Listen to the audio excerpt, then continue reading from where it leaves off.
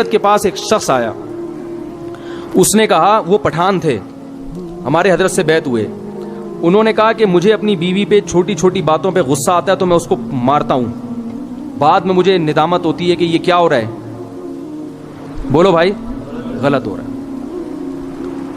لیکن اللہ کا خوف تھا نا، تو ان کو احساس ہو گیا کہ میں جو بیوی کو بلا وجہ مارتا ہوں، بلا وجہ کیا مارنا تو بہت سخت حالت میں اللہ نے اجازت دی ہے، بہت ہی کوئی معاملہ خراب ہو جائے تو ہاتھ اٹھانے کی اجازت دی ہے۔ ہمارے نبی صلی اللہ علیہ وسلم نے پوری زندگی اپنی کسی زوجہ پر ہاتھ، بولو بھائی، نہیں اٹھا۔ یہ نبی کے اخلاق تھے۔ ہمارے ہاں بعض لوگوں میں رواج ہے جانوروں کی طرح کوٹتے ہیں، پیٹتے ہیں، تمیز سے بات ہی نہیں کرتے۔ جب بات کریں گے، یعنی حضرت مفتی تقی عثمانی صاحب ایک بیان فرما رہے تھے کہ ایک شخص نے، فرماتے ہیں، مجھے بتایا میرے والد صاحب کو کہ میں جب گھر میں جاتا ہوں تو سب گھر والے ڈرنا شروع ہو جاتے ہیں، کانپنا شروع ہو جاتے ہیں۔ تو بڑے فخر سے بتا رہا تھا کہ میرا گھر میں اتنا روب ہے۔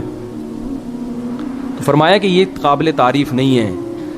ہم نبی کو اگر فالو کرنا ہے، نبی کی اتباع کرنی ہے، تو صحیح حدیث ہے، حضرت عائشہ رضی اللہ تعالی عنہا فرماتی ہیں کہ آپ صلی اللہ علیہ وسلم جب گھر میں داخل ہوتے تھے تو مسکراتے ہوئے چہرے کے ساتھ داخل ہوتے تھے۔ تو مجھے جب کسی نے بتایا نا ایک طالب علم کا قصہ کہ وہ گھر میں داخل ہوتا ہے تو گھر والے کانپنا شروع ہوتے ہیں، میں نے کہا وہ کوئی چنگیز خان کی اولاد ہوگا، پھر وہ اس کا اصلاحی تعلق کس سے ہوگا؟ چنگیز خان سے۔ چنگیز خان بھی جب بغداد آیا تھا نا تو سب کیا ہو گئے تھے؟ کانپنا شروع ہو گئے۔ تو بھائی ہم محمد صلی اللہ علیہ وسلم کی روحانی اولادوں میں ہیں، ہم چنگیز خان اور فرعون کی اولادوں میں نہیں ہیں۔ تو گھر والوں کے بارے میں بھی آپ صلی اللہ علیہ وسلم نے اخلاق بتائے ہیں۔ ہمارے ہاں جو طاقتور مرد ہوتا ہے وہ عورت کے حقوق پی جاتا ہے، وہ شریعت صرف عورت کے بارے میں جانتا ہے، اپنے بارے میں شریعت نہیں جانتا۔ کہ میں جو اتنا غصہ کر رہا ہوں بیوی کے اوپر، بلا وجہ بات بات پہ سختی کر رہا ہوں، کھانا تھوڑا دیر سے پک گیا تو اس کو مارنا شروع کر دیا، ڈانٹنا شروع کر دیا، تانے دینا شروع کر دیے، اس کے بارے میں بھی قیامت کے دن مجھ سے سوال ہوگا۔ ایک میں واقعہ سناتا ہوں پھر اپنی بات کو ختم کرتا ہوں۔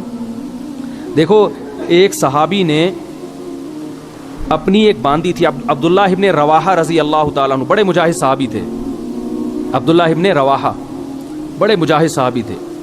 ان کی ایک باندی تھی، وہ باندی بکریاں چرایا کرتی تھی، ریوڑ لے کے جایا کرتی تھی۔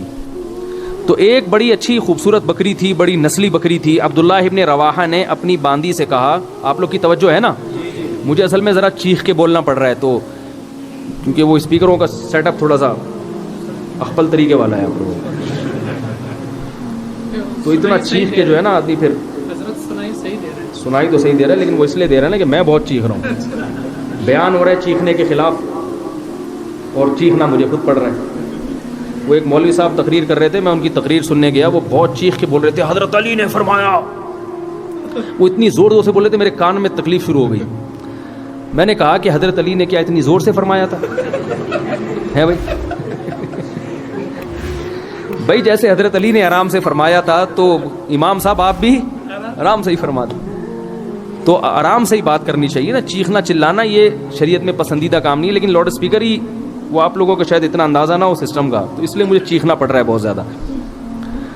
تو میں واقعہ سنا رہا تھا کہ بھائی دیکھو، ہمیں اپنے اخلاق بھی عورتوں کے ساتھ، جو گھروں میں خواتین ہیں نا، اس میں چنگیز خان بننے کی اجازت۔ میں آپ کو ایک بات بتاؤں، اگر ناراض نہ ہو، کراچی اور پنجاب میں مردوں کی شکایتیں آتی ہیں کہ بیویاں ظلم کرتی ہیں،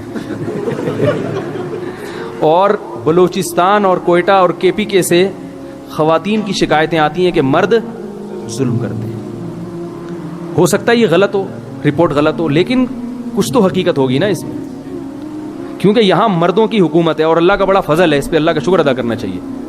لیکن مرد کا جہاں روب ہوگا تو مرد اس روب سے ناجائز فائدہ اٹھانا شروع کر دیتا، ناجائز فائدہ اٹھانا شروع۔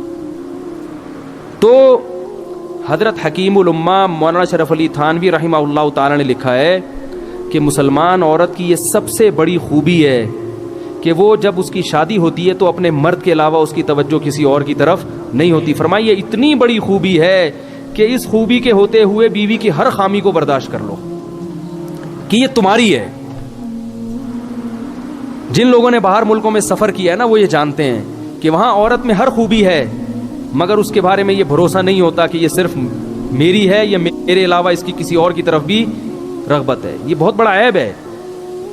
تو مسلمان عورت میں اب تک الحمدللہ خیر غالب ہے، وفا کرتی ہے اپنے شوہر کے ساتھ، شوہر کو فالج ہو جائے علاج کرے گی اس کا, بھاگے گی نہیں وہاں سے. باقی آپ ذرا جائیں نا دنیا میں سفر کریں تو میاں جب تک کما رہا ہے, صحت اچھی ہے تو میاں ہے, ذرا سا مسئلہ خراب ہوا عدالت سے طلاق لی اور کسی اور سے شادی کر لی. ہمارے ہاں خاندانوں میں جب نکاح ہوتا ہے تو زندگی بھر کے لیے ہوتا ہے, جب تک کوئی بہت سخت مشکل نہ ہو طلاق کی طرف نہیں جاتے. تو یہ بہت بڑی خوبی ہے. تو کے پی کے سے اور بلوچستان سے جو شکایتیں آتی ہیں اس میں مردوں کی سختی کی شکایتیں آتی ہیں کہ مرد عورتوں پہ بولو بھائی ہاتھ اٹھاتے ہیں, چھوٹی چھوٹی باتوں پہ مارتے ہیں, تانے دیتے ہیں. آپ لوگ کے علاوہ کی بات کر رہا ہوں, آپ لوگ ناراض نہ ہو. آپ لوگ کے علاوہ جتنے مرد ہیں جو میرا بیان نہیں سن رہے ان کی بات کر رہا ہوں کہ وہ بیویوں کو مارتے پیٹتے بھی ہیں, بلا وجہ چھوٹی چھوٹی باتوں پہ ڈانٹتے بھی ہیں. اور معذرت کے ساتھ اس میں دیندار اور بے دین سب برابر ہیں. وہ سمجھتے ہیں ہماری غیرت, ہم نے بیوی کو جو ہے نا ایسا دبا کے رکھا ہوا ہے, صحیح ہے نا, جب چاہے تھپڑ مار دیں کچھ نہیں کر سکتی. تو یہ غیرت نہیں ہے, یہ بد اخلاقی ہے.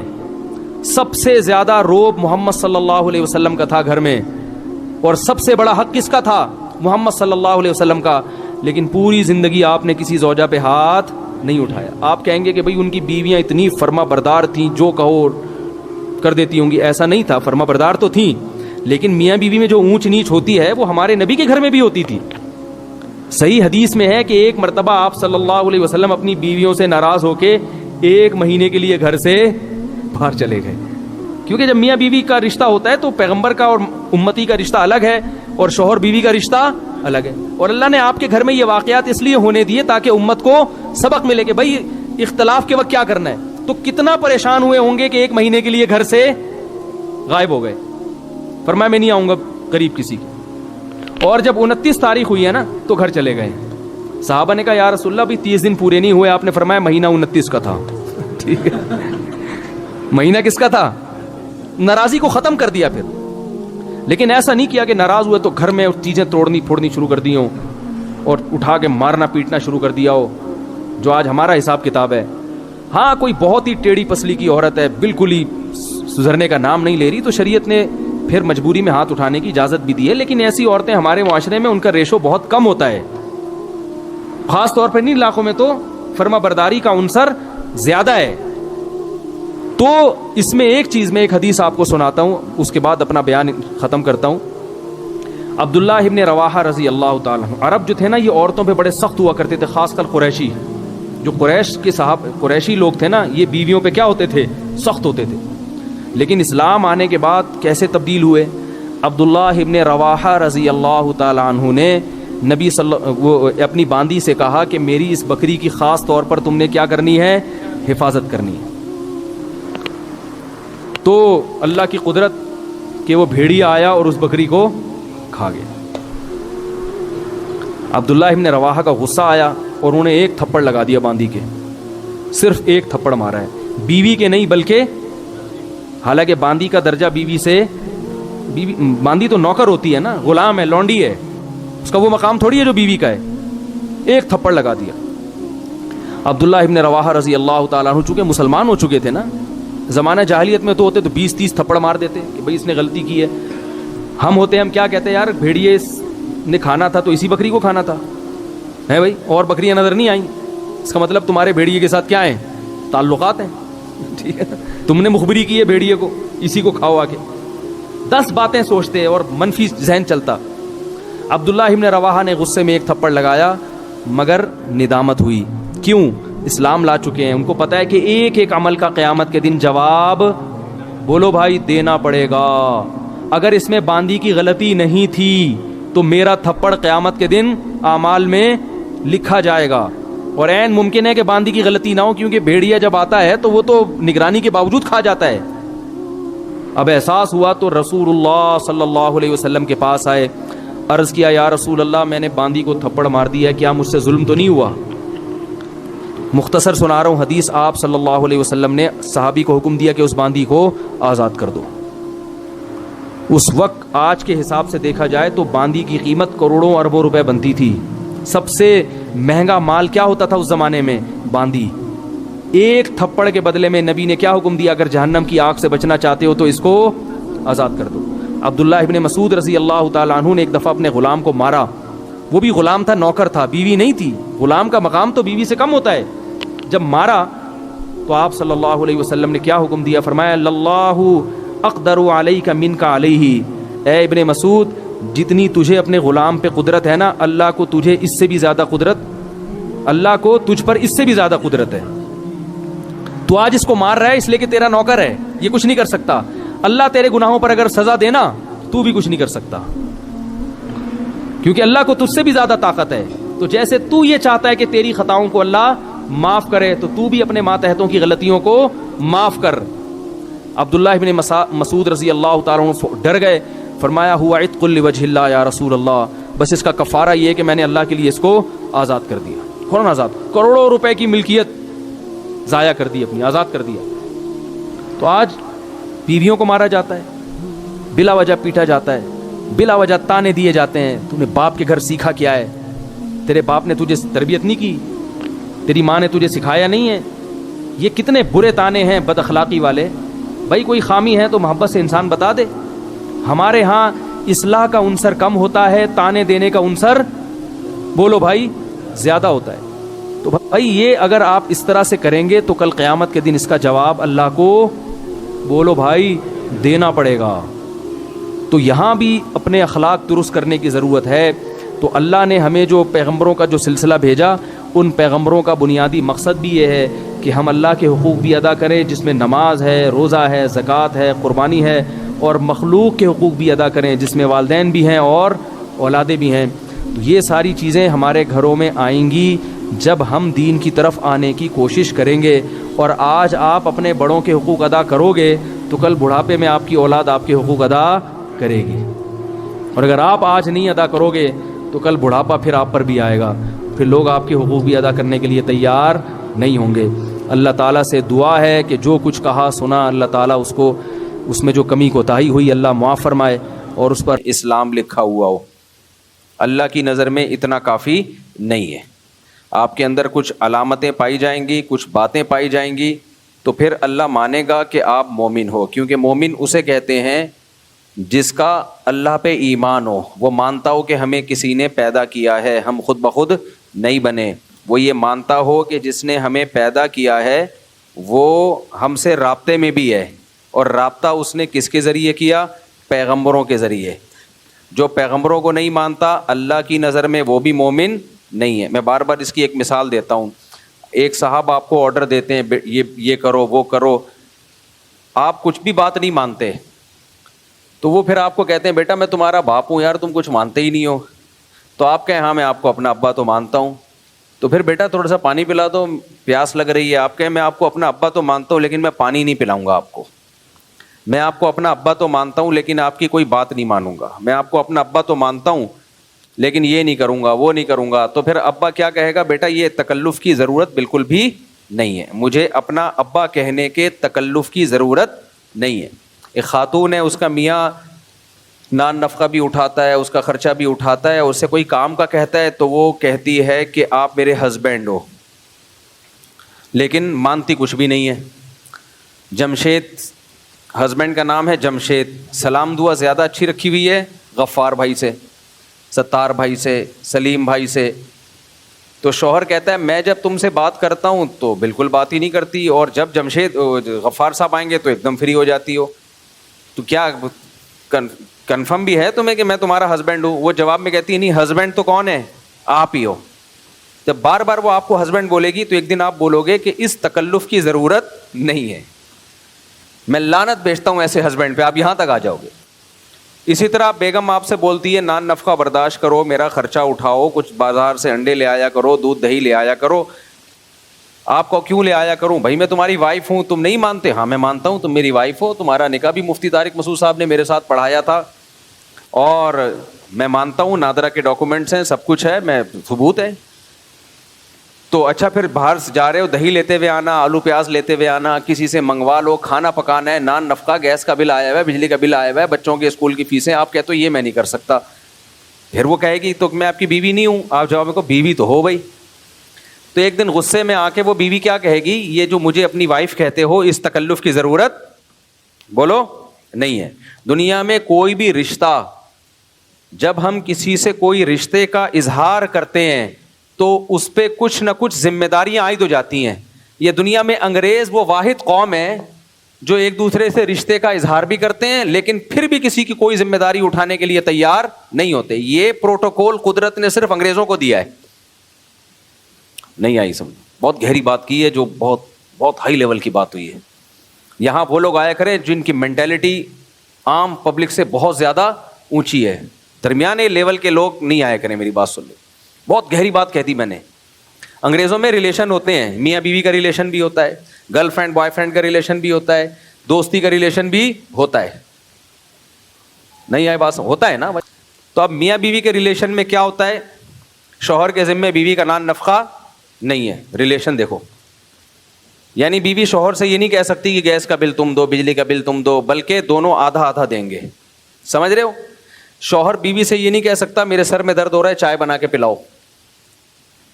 اگر شوہر نے بیوی سے یہ کہہ دیا تو بیوی کے سر میں بھی درد ہونا شروع ہو جائے گا کہ مجھے یہ کیوں کہا, میں کوئی نوکرانی ہوں. تو اسی وجہ سے وہاں ہسبینڈ اور وائف کا مطلب پتہ ہے کیا ہوتا ہے؟ وہاں ہسبینڈ اور وائف کا مطلب ہوتا ہے کہ اتفاق سے دونوں ایک ہی گھر میں لائف گزاریں گے, اور اسی حسن اتفاق میں ایک آدھ بچہ بھی اگر پیدا کر لیں تو کوئی ٹینشن کی بات نہیں ہے. کوشش کریں گے مل کے پال لیں, آدھا تمہارا آدھا ہمارا وغیرہ وغیرہ. تو وہ ریلیشن کی ایسی کی تیسی. وہاں باپ بیٹے کا ریلیشن بھی ہوتا ہے, اگر باپ ہو تو پھر ریلیشن بھی ہوتا ہے. لیکن اس ریلیشن میں کیا ہوتا ہے؟ کوئی ایک دوسرے کے حقوق بولو نہیں, کچھ بھی نہیں ہے. تو یہ ریلیشن نہیں ہوتا, یہ انڈیویجولزم ہے. آج کل ایک اور بدعت ہماری سوسائٹی میں چل پڑی ہے.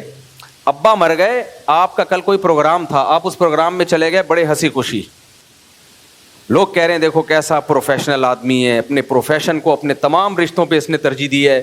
ابا کی پرسوں یا کل ڈیتھ ہوئی ہے اور یہ کام پہ پہنچا ہوا ہے. Well done well done. یہ ہوتے ہیں عزم کے پکے. میرے بھائی ایک بات خوب اچھی طرح سمجھ لو, یہ جو انڈیویجولزم ہے نا, اس کو بہت بہترین نعروں میں اور خوبصورت شیرے میں ڈبو کے زہر کھلایا جا رہا ہے آپ کو. یہ اس کی علامت ہے. آپ کے ابا کا آج ڈیتھ ہوئی اور آپ آفس چلے گئے, اس کا مطلب یہ نہیں ہے کہ آپ اپنے آفس کے ساتھ مخلص ہو. اس کا مطلب یہ تمہارا اپنے باپ سے کوئی ریلیشن تھا ہی نہیں, جس کی موت پہ تمہیں اتنا بھی غم نہیں ہوا کہ تم ایک دن کی چھٹی کر لیتے. نہیں آئی میرا خیال ہے بات سمجھ میں؟ آج اس کو بھی بڑے اچھے الفاظ سے پیش کیا جا رہا ہے. باپ مر گیا ہے تو اس پہ کوئی فرق نہیں ہے, اس کا ڈرامہ اسی طرح سے چل رہا ہے. ایک ایکٹر نے اپنا بیان دیا, بہت پرانی بات ہے, اب غیبت نہیں ہوگی کسی کی. اس نے کہا میں ایک پروگرام میں تھا, میں ایکٹنگ کر رہا تھا, ڈرامہ بنا رہا تھا, مجھے اطلاع میرے باپ کی ڈیتھ ہو گئی ہے, لیکن میں نے اسی شو کو کنٹینیو رکھا. لوگوں نے بڑی کلیپنگ کی, واہ واہ زبردست. بھائی تیرے باپ کی موت ہوئی ہے, تیرا کوئی ریلیشن نہیں ہے اپنے باپ سے, تیرے پاؤں سے زمین نہیں نکلی سن کے. لیکن یہ جو سیکولر لوگ ہیں, یہ جو نام نہاد لبرل لوگ ہیں نا, ان کے جب آپس کے ریلیشن ختم ہو گئے, باپ بیٹے کا ریلیشن ختم, ماں اولاد کا ریلیشن ختم, میاں بیوی کا ریلیشن ختم, تو انہوں نے یہ ماننے کے بجائے کہ ہماری اور جانوروں کی زندگی میں فرق ختم ہو گیا ہے, یہ ماننے کے بجائے اس ریلیشن کے خاتمے پہ لیبل بہت اچھا لگا دیا کہ ہم اپنے پروفیشن سے کیا ہیں, مخلص. نہیں آ رہی سمجھ میں بات؟ تو بڑا اچھا لیبل لگا دیا. میں اس کی پھر وہی مثال دیتا ہوں جو میں نے ایک دفعہ بیان میں دی تھی, پھر میں آگے چلتا ہوں. میں نے آپ کو بتایا تھا نا کینیڈا میں ایک مولانا صاحب مجھ سے ملے, 35 سال پہلے وہ کینیڈا گئے تھے. تو 35 سال پہلے انہوں نے بڑی دین کی خدمت کی, تبلیغی جماعت سے ان کا تعلق تھا, بہت اللہ نے ان کو نوازا. کہتے ہیں یہاں لوگوں کو حلال کھانے کو نہیں ملتا تھا. کہہ رہے 35 سال پرانی بات ہے کہ میں ایک ہاسپٹل میں گیا تو ایک خاتون انگریز عورت میک اپ میں پوری چمک چھلو بنی ہوئی, وہ لوگ بنتی نہیں ہیں, ان کے حساب سے جو بھی چمک چھلو ہوتا ہے وہ بنی ہوئی آئی ہوئی ہیں ہاسپٹل, اور کہہ رہی ہیں کہ غصے میں بیٹھی ہوئی ہیں. میں نے کہا کیا ہو گیا بھائی؟ کہتی ہیں ایکچولی میرے ہسبینڈ کی ڈیتھ ہو گئی ہے, تو ڈیتھ ہوئی ہے, رات کو اٹیک ہوا ہے اس کو, آج اس کی باڈی کو میں ہاسپٹل میں لے کے آئی ہوں, کچھ سائن وغیرہ میں نے کرنے, پھر یہ لوگ دفنائیں گے, تو سائن کروانے میں مجھ سے ڈیلے کر رہے ہیں, مجھے آفس کی دیر ہو رہی ہے اور یہ سائن کروانے میں کیا کر رہے ہیں. نہیں آئی میرا خیال ہے بات؟ کہتے ہیں میں نے کہا یار ہمارا باپ کی یا ہماری عورت میں شوہر کی ڈیتھ ہو جائے, پہلی بات وہ ایسے چمک چھلو نہیں بنے گی وہ, دوسرا کم از کم اس دن تو آفس سے چھٹی کرے گی نا, کیا خیال ہے؟ اس کے تو ہوش ہی ٹھکانے نہیں ہوں گے. میرا میاں چلا گیا اور میاں بھی رات گھر میں ساتھ تھا, یہ نہیں کہ کوئی میاں الگ رہ رہا ہے اور بیوی الگ, اکٹھے رہ رہے ہیں. نہیں آئی میرا خیال ہے بات. اس لیے میرے بھائی میں بار بار کہتا ہوں، یہ تم مذہب کو جو چھوڑ رہے ہو نا، مذہب سے جو، اس سے تمہیں عیاشی نہیں ملے گی، اس سے واٹ لگ جائے گی تمہاری. صحیح ہے نا؟ ایسی محبتیں مارکیٹ سے کیا ہو جائیں گی، شارٹ، ختم. کل تم مرو گے، تمہارا بچہ جا رہا ہوگا آفس 3 پیس سوٹ اور ٹائی میں، کہہ رہے بھائی جو مرنے والا تھا مر گیا، اب میں کیا کروں. میرے پاس تو ایسے ایسے واقعات ہیں، ہوش اڑا دیں آپ کے. تو کہتے ہیں میں حیران کہ یار تجھے کوئی غم نہیں ہے. میں یہ نہیں کہہ رہا ساری انگریز عورتیں ایسی ہوتی ہیں، کوئی غم زدہ بھی ہوتی ہے، کسی کا کوئی بھی ریلیٹو دنیا سے چلا جائے کچھ نہ کچھ غم تو ہوتا ہے نا. لیکن جب اس طرح کے کچھ واقعات سامنے آنا شروع ہو جائیں تو اس سے اتنی بات تو پتہ چل جاتی ہے کہ فیوچر سب کا یہی ہے. کیونکہ جس ٹریک پہ وہ چل پڑے ہیں نا، اس ٹریک کا انجام کیا ہے بولو، وہ یہی ہے. اینڈ میں سب ایسا ہی ہو جائیں گے، اینڈ میں سب ایسے ہی ہو جائیں گے، کوئی ریلیشن آپس میں نہیں رہے گا. تو کہہ رہے ہیں وہ چمک چھلو بنی ہوئی اور کہہ رہی ہے ایکچولی مجھے دیر ہو رہی ہے، میرے ہسبینڈ کی ڈیتھ باڈی پڑی ہوئی ہے اور مجھ سے سائن لے رہے ہیں، مجھے آفس کی دیر ہو رہی ہے. کہہ رہے میں نے کہا بھائی کوئی سوگ بھی کوئی چیز ہوتی ہے. تو ایسے ہی آج کل یہ بھی بہت سوسائٹی میں چل پڑا ہے کہ ابا مر گئے، بھائی مر گیا، کوئی غم ہی نہیں ہو رہا میرے بھائی. تو اس کو آپ اچھا لیبل لگاؤ، آپ بولو ماشاء اللہ کتنا صبر ہے. صبر جب ہوتا ہے جب غم ہو اور آپ صبر کریں. غم ہی نہیں ہو رہا، اس کو صبر نہیں کہتے ہیں. اس کو کہتے ہیں آپ کو کوئی محبت 2 ٹکے کی بھی نہیں تھی اپنے باپ سے یا اپنی ماں سے. باپ سے بڑی کوئی نعمت ہو سکتی ہے کیا؟ ہم یہ نہیں کہہ رہے بے صبری کا مظاہرہ کرو آپ، لیکن یہ جو انڈیویجولزم ہماری سوسائٹی میں آ رہا ہے نا، کوئی بھی کسی پہ ڈیپینڈ نہیں کرتا، رشتے آپس میں ختم، تو یہ ہمارا نہیں ہے. یہ کہاں سے آ رہا ہے؟ یہ سارا مال ہمارے پاس کیونکہ مذہب گیا تو رشتے گئے. تو میں اس پہ بات کر رہا تھا کہ جب بھی آپ کا کسی سے رشتہ ہوتا ہے، کوئی تعلق ہوتا ہے، تو اسلام میں اس تعلق کا مطلب یہ ہوتا ہے کہ کچھ ذمہ داریاں وہ اٹھائے گا، کچھ ذمہ داریاں آپ، اور اس ذمہ داریاں اٹھانے کی بیس ریلیشن ہوگا، کانٹریکٹ نہیں ہوگا. نہیں آئی بات میرا خیال.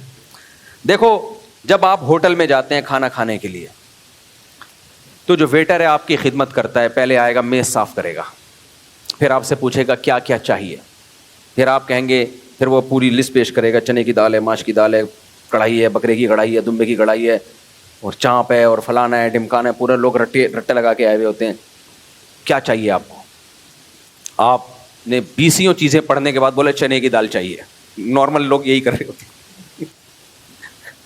یہ ایک لطیفہ یاد آ رہا ہے مجھے. اوقات دال کی ہوتی ہے لیکن وہ بھرم ایسے مار رہے ہوتے ہیں، چانپے بھی ہیں، اچھا ملائی بوٹی بھی ہے، اچھا یہ بھی ہے، اچھا وہ بھی ہے. ایسا ہے کہ ابھی کچھ کبھی کبھار سبزی بھی کھانی چاہیے، ایسا کر 2 دال لے آ. تو بھرم بھی ہو گئے کہ اتنے بڑے سیٹ ہیں کہ کبھی کبھار یہ سبزی بھی کھا لیتے ہیں. تو آج ان کا سبزی کھانے کا دل کر رہا تھا. تو یہ بھی بھرم ہوتے ہیں لوگوں کے. وہ ہے نا، وہ ایک گھر میں کیا ہوا، ایک مہمان آ گئے، غریب لوگ تھے. تو اب مہمان نے بیگم سے بولا کہ گھر میں کیا ہے؟ اس نے کہا دال ہے. کہا یار میزبان نے بیگم سے بولا کہ گھر میں کیا ہے؟ بیگم نے بولا دال ہے. اس نے بولا یار تو بھائی بےزتی ہو جائے گی. جب مہمان کے سامنے دال رکھیں گے، مہمان بولے گا تم تو غریب لوگ ہو.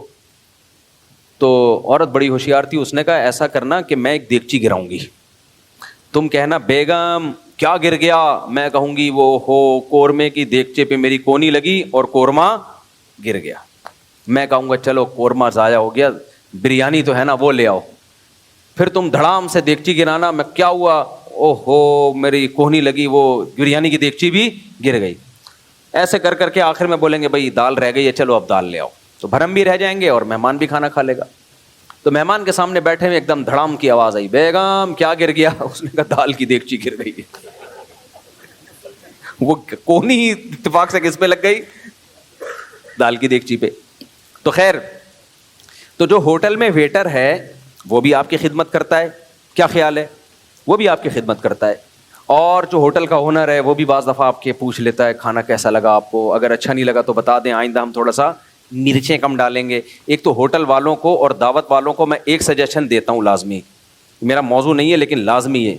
آج کل ہوٹلوں میں، بریانیوں میں، کھانوں میں نمک بہت زیادہ ڈالا جا رہا ہے، دعوتوں میں، کہتے ہیں ٹیسٹ کے لیے.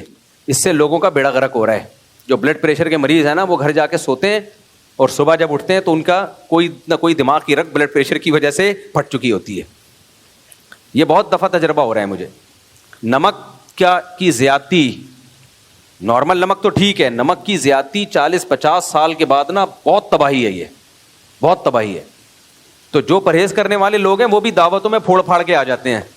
اچھا خاصا نمک قورموں میں اور ان چیزوں میں آج کل ڈالا جا رہا ہے.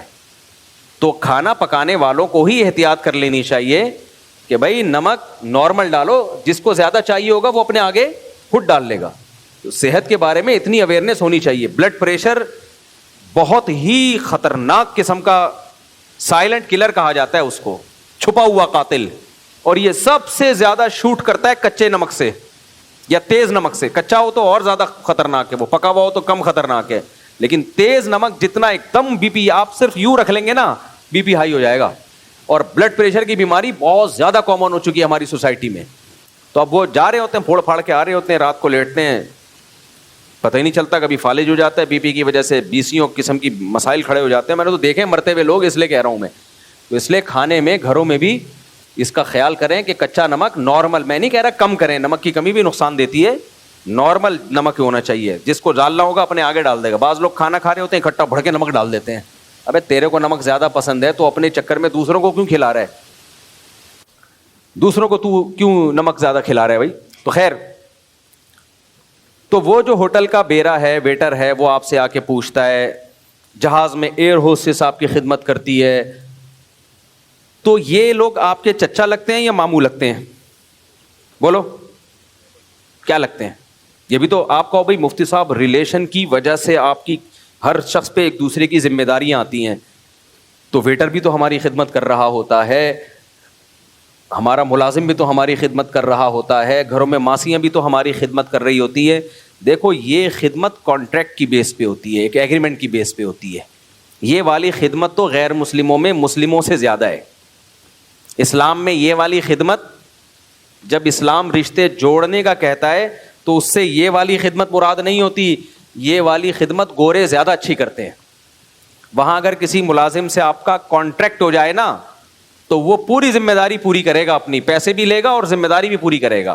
ہمارے ہاں کسی سے کانٹریکٹ ہو جائے، آپ کا کوئی ایگریمنٹ ہو جائے اور آپ نے ایڈوانس پیسے دے دیے تو پیسے لینے کی ذمہ داری وہ پوری کرے گا، خدمت کرنے کی ذمہ داری میں وہ ڈنڈی مارے گا. تو جو ریلیشن کی بیس پہ خدمت ہوتی ہے وہ کسی کانٹریکٹ بیس پہ بولو نہیں ہوتی، اس میں کوئی مفاد نہیں ہوتا. ایئر ہوسٹس میری اور آپ کی خدمت کرتی ہے، تنخواہ ملتی ہے، اس کے پوائنٹس بڑھتے ہیں. ویٹر میری اور آپ کی خدمت کرتا ہے، ہم سے آ کے کھانے پینے کا پوچھتا ہے، اس کی تنخواہ ہے. اسلام جس خدمت کا قائل ہے وہ ریلیشن بیسڈ ہوتی ہے، اس میں آپ کا کوئی ذاتی مفاد نہیں ہوتا. یہ والی خدمت غیر مسلموں میں ختم ہو گئی ہے. اب سمجھ میں آیا میں کیا کہنا چاہ رہا ہوں؟ تبھی ان میں باپ کی خدمت نہیں ہوتی، کیونکہ باپ سے کوئی کانٹریکٹ بولو نہیں ہوتا کہ ابا میں آپ کے پاؤں دباؤں گا، 15 منٹ تک دباؤں گا تو 15,000 ہوں گے ٹوٹل اس کے. اگر ابا کسی گورے کا ابا کہتے نا تو میرا سر دبا یا سر میں مالش کر، آدھے گھنٹے کے $100 تو وہ 1 گھنٹہ مالش کر دے گا، $200 کما لے گا. سمجھ رہے ہو؟ نہیں آئی میرا خیال ہے بات.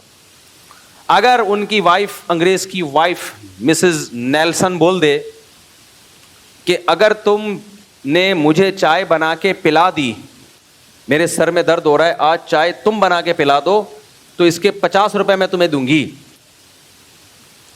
تو ممکن ہے ہماری عورت اگر کہے کہ آپ چائے بنائیں تو میں $50 دوں گی، تو ہم 50 لے لیں اور چائے ویسی نہ بنائیں جیسی $50 بننی چاہیے، کیونکہ یہ معاہدوں میں ہم ڈنڈیاں مارتے ہیں. لیکن انگریز کی بیوی اگر کہے گی نا تو وہ پوری ذمہ داری کے ساتھ ایسی بہترین چائے بنائے گا جو 50 میں بننی چاہیے. وہ یہاں ڈنڈی نہیں مارے گا، کیونکہ یہ ایگریمنٹ بیس خدمت ہو رہی ہے، اس میں وہ معاہدوں کو وہ پورا کرتے ہیں. نہیں آ رہی میرا خیال ہے بات؟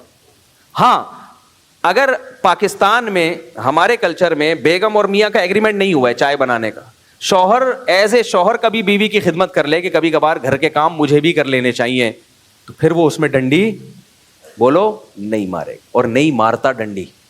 صرف 50 کی چائے نہیں پلاتا، وہ لاکھوں روپے اس کے علاج پہ خرچ کر دیتا ہے. کیا خیال ہے بھائی؟ وہ لاکھوں روپے خرچ کر دیتا ہے. میں نے تو دیکھا اپنی زندگیوں میں. تو اس لیے جب بھی کسی کا کسی سے ریلیشن ہوتا ہے تو انگریز میں اور اسلام میں فرق کیا ہے؟ انگریز اس ریلیشن کی بیس پہ کسی پہ کوئی ذمہ داری نہیں ڈالتا، جبکہ اسلام اس ذمہ داریوں کو قبول کیے بغیر کسی ریلیشن کا قائل بولو نا نہیں ہے. تبھی اسلام میں نا حقوق کی ایک طویل فہرست ہے. ماں کے حقوق، باپ کے حقوق، بیوی کے حقوق، بھائی کے حقوق، بیٹی کے حقوق، بہن کے حقوق، پڑوسیوں کے حقوق.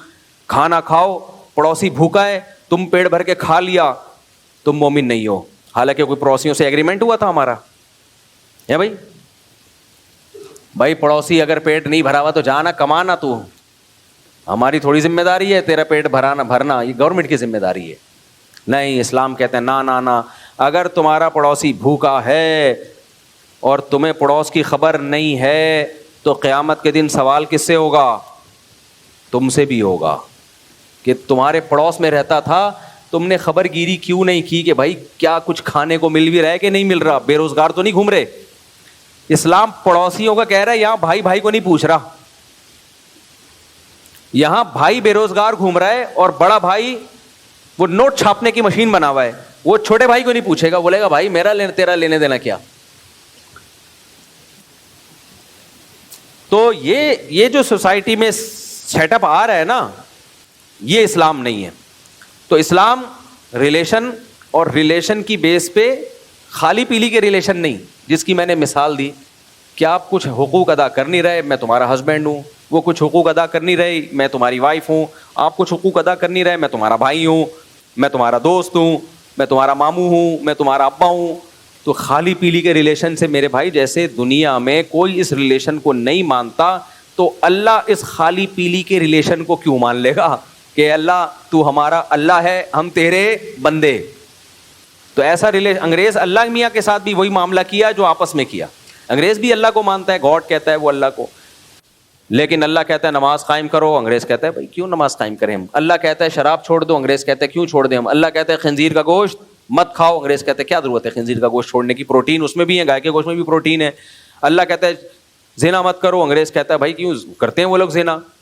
تو مسلمان کی ڈیفینیشن کیا ہے، جہاں سے میں بیان لے کے چلا تھا، مسلم اسے کہتے ہیں، مومن اسے کہتے ہیں جو اللہ کے وجود کو بھی مانتا ہے اور اللہ اور بندوں کے ریلیشن کو بھی، بولو نا جملہ کنٹینیو، ریلیشن کو بھی مانتا ہے. اللہ کو بھی مانے اور یہ بھی مانے کہ اللہ کا اپنے بندوں سے ریلیشن ہے. اب یہ ریلیشن کس نے قائم کیا؟ پیغمبروں نے. تو پیغمبروں کو مانے بغیر اللہ اور مخلوق کا ریلیشن کو آپ مان ہی نہیں سکتے نا، کیونکہ پیغمبر اللہ کے سفیر ہوتے ہیں. اللہ نے ہم سے جو رابطہ کیا تو پیغمبروں کے ذریعے ہی رابطہ کیا ہے. پیغمبروں کے علاوہ اور کوئی طریقہ ہے جو اللہ نے رابطہ کیا ہو ہم سے؟ کوئی بھی طریقہ نہیں ہے. کوئی کیسٹ بھیج دی ہو اللہ نے اپنی عرش سے بھیج دی ہو، یا کوئی اخبار بھیج دیا ہو سب گھروں میں کہ میری طرف سے، یا کوئی خط بھیجا ہو، نہ.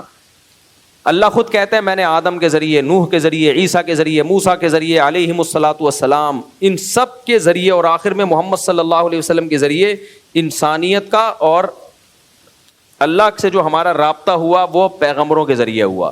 اس لیے قرآن جگہ جگہ کہتا ہے ایمان والے اسے کہتے ہیں جو اللہ پر اور اللہ کے پیغمبروں پر ایمان لاتے ہیں. بات سے بات نکلتی ہے.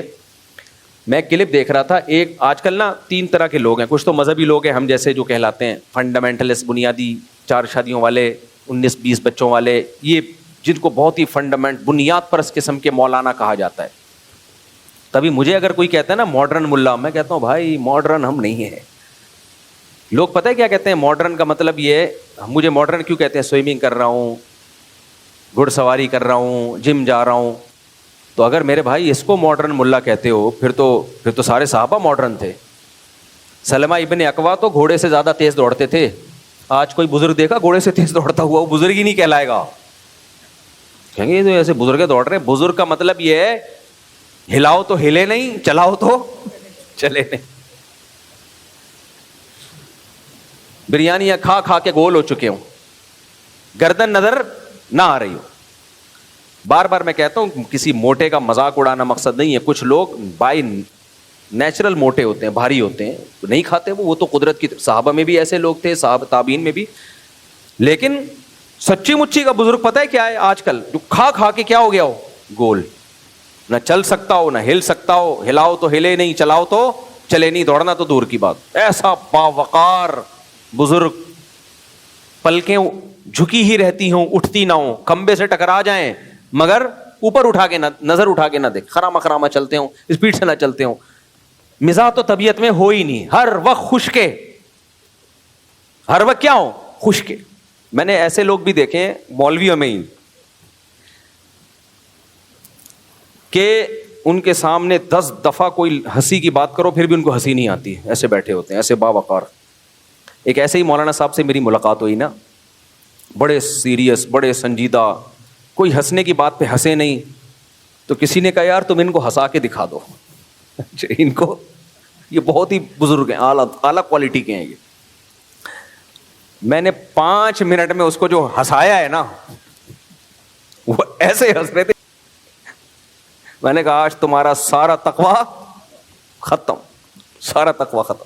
خیر، تو بزرگ کا ایک عجیب، اور شادیاں وادیاں تو بزرگ پہ سوٹ ہی نہیں کرتی بھائی، بزرگ تو اتنے نیک، اتنے پرہیز، ایک بھی پتہ نہیں کیسے ہو گئی حضرت جی کی، ورنہ ان چیزوں میں کیا رکھا ہے یار، کیا رکھا ہے؟ بزرگ کو عورت کی طرف رغبت، لا حول ولا قوت الا باللہ۔ تو بزرگ کا ایک عجیب ہی مفہوم ہے، ہلانے سے ہلے نہیں، چلانے سے، یہ یاد رکھنا یہ جملہ۔ تو بھائی اگر ماڈرن ملا اس سینس میں ہمیں کہتے ہو تو صحابہ تو سارے ایکٹیو تھے یار، انہوں نے پوری دنیا ایسے ہی تھوڑی فتح کر لی، ہم تو ان کا 10واں حصہ بھی نہیں ہے، 10واں حصہ بھی نہیں ہے۔ تو بزرگ کا مطلب گناہوں سے بچتا ہو، بس اس کو فوکس کرے انسان، برائی سے بچے، منافقت نہ ہو، 2 نمبری نہ ہو، لوگوں سے ناحق پیسے لے کے غلط مسائل نہ بیان کرتا ہو، عقیدہ شرکیہ نہ ہو، اس طرح جو بھی ایک، اصل تو گناہ سے بچنا ہے، اور اگر اللہ نہ کرے کبھی گناہ ہوئے تو توبہ کرے فوراً۔ وہ علماء نے یہ لکھا ہے کہ بزرگ سے گناہ بھی ہو سکتا ہے، انسان ہے وہ، بعض صحابہ سے بھی غلطی ہوئی لیکن انہوں اپنی غلطی پہ ڈٹے نہیں رہے۔ وہ قرآن نے کہا نا کہ اذا فعلوا فاحشۃ او ظلموا انفسهم ذکروا اللہ، ایمان والوں سے اگر کبھی کوئی غلطی ہو بھی جائے ان کو اللہ کا خوف غالب آتا ہے، فاستغفروا لذنوبہم، ان کو چین نہیں آتا جب تک اپنے گناہ سے توبہ نہ کر لیں وہ۔ خیر یہ موضوع الگ ہے، تو میں جلدی سے بات کو سمیٹتا ہوں۔ میں یہ کہہ رہا تھا بھائی ہم مسلم ہیں، مسلم کسے کہتے ہیں؟ جو اللہ کو مانتا ہو، پھر پیغمبروں کو مانتا ہو۔ پیغمبروں کو ماننے کا مطلب کیا؟ اگر آپ پیغمبروں کو نہیں مانتے تو پھر اللہ کا اپنے بندوں سے جو ریلیشن ہے، اللہ اپنے بندوں سے کیا چاہتا ہے، ہم پر کیا ذمہ داریاں ہیں جو اللہ کی وجہ سے آئی ہیں، اللہ کو اللہ ماننے سے آئی ہیں۔ عورت شوہر کو شوہر مان لے تو شوہر ماننے سے عورت پر کچھ ذمہ داریاں آ جاتی ہیں، شوہر عورت کو اپنی بیوی مان لے تو ماننے کے بعد شوہر پر کچھ ذمہ داریاں آ جاتی ہیں۔ آپ کسی کو اپنا دوست مان لیں تو دوست ماننے کے بعد کچھ ذمہ داریاں آپ کے اوپر آ جاتی ہیں۔ آپ کسی کو اپنا بھائی کہہ دیں تو بھائی ماننے کے بعد کچھ ذمہ داریاں آ جاتی ہیں۔ اولاد مان لیں تو اولاد ماننے کے بعد کچھ ذمہ داریاں آ جاتی ہیں۔ ماں باپ مان لیں تو ماں باپ ماننے کے بعد، اسی طرح جب آپ کسی کو اللہ مان لیتے ہو، خدا مان لیتے ہو، تو بھی کچھ ذمہ داریاں آپ پہ لاگو ہو جاتی ہیں۔ انگریز کہتے ہیں کوئی ذمہ داریاں لاگو نہیں ہوتی، ہندو کہتا ہے کوئی ذمہ داریاں لاگو نہیں ہوتی، سکھ کہتا ہے کوئی ذمہ داریاں یا ہوتی ہیں بہت تھوڑی سی، لیکن اللہ کہتا ہے بہت ساری ذمہ داریاں لاگو ہوتی ہیں۔ تو اس لیے ایمان بالغیب کا ہمیں حکم ہے کہ ہم نے اللہ کو دیکھا نہیں، ایمان لانا ہے۔ ہم نے پیغمبروں کی بات پر ایمان لائے ہم، کیونکہ ان کی نبوت کے دلائل تھے۔ تو میں وہ ایک مثال دے رہا تھا موضوع سے تھوڑا سا ہٹ کے، کہ یونیورسٹیوں کے آج کل کچھ لبرل قسم کے پروفیسر ہیں، تو 3 طبقے ہیں۔ ایک تو ہم جیسے فنڈامنٹلسٹ قسم کے مولانا ٹائپ کے لوگ، کچھ ایسے ہیں جو بالکل ہی ملحد ہو گئے ہیں۔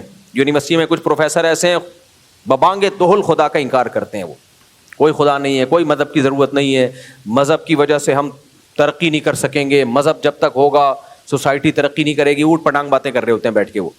لیکن کچھ ایسے ہیں جو کہتے ہیں مسلم ہیں، ایسے اسکالرز بھی آ رہے ہیں، آپ ٹک ٹاک پہ ان کے کلپ وائرل ہو رہے ہوتے ہیں، یوٹیوب پہ، فیس بک پہ، وہ بہت گمراہ کر رہے ہیں لوگوں۔ وہ یہ کہتے ہیں دیکھو سائنس اور مذہب ایک دوسرے کے اگینسٹ ہیں، یہ بہت خطرناک بات ہے، اس کو خوب سمجھو۔ وہ کہتے ہیں ٹھیک ہے مذہب اچھی چیز ہے، جیسے اسلام ہے، کوئی مذہب پہ عمل کرتا ہے، کہتے ہیں مذہب کا تعلق آپ کے بلیف سے ہے، آپ کی تھنکنگ سے ہے، جبکہ سائنس کہتی ہے سائنٹیفکلی کسی چیز کا پروو ہوگا، وہ پروو ہوگی تو اس کو سائنسدان مانیں گے، اور مذہب نام ہے خیالات کی دنیا کا. پھر وہ دلیل دے کے دیکھو مذہب شروع ہی ایمان بالغیب سے ہوتا ہے, جبکہ سائنس غیب سے شروع. بولتے کیوں نہیں یار؟ سائنس کا تعلق غیب سے نہیں ہے, مذہب کا تعلق کس سے ہے؟ غیب سے. تو جو اوتھینٹک ہے وہ مذہب ہوا یا سائنس ہوئی؟ بولو نا. کوئی کافر نہیں بنا رہا آپ لوگوں کو, میں اس کی بات کو ایکسپلین کر رہا ہوں. بھائی جس کا تعلق مشاہدے سے ہے وہ تو زیادہ اوتھینٹک بات ہوئی نا, اور مذہب کا تعلق تو مشاہدے سے ہے ہی نہیں. مذہب تو شروع ہوتا ہے الذین یؤمنون بالغیب. ایمان والے متقیوں کی ڈیفینیشن میں پہلا لفظ ہی ہے جو غیب پر ایمان لاتے ہیں, جبکہ سائنس غیب پر ایمان نہیں لاتی. سائنس میں ہر چیز کو ثابت کرنا پڑتا ہے 2 اور 2 4 کی طرح, پھر وہ سائنسی حقیقت بنتی ہے. سمجھ میں نہیں آ رہی میرے بات؟ تو وہ کہتے ہیں مذہب اور سائنس بالکل ان کی بنیادیں ہی الگ الگ ہیں. اس کو کہتے ہیں کہ لفاظی کے ذریعے نا حق اور باطل کو خلط ملط کر دینا. باطل اور حق کو ایسے الفاظ جیسے انگریز نے, جیسے میں نے یہ نہیں کہا ابھی ابا مر گئے آپ آفس جا رہے ہیں, سب بولیں گے یار تیرا باپ کا جنازہ پڑا ہوا ہے اور تجھے غم نہیں ہوا, کوئی تعلقات خراب تھے؟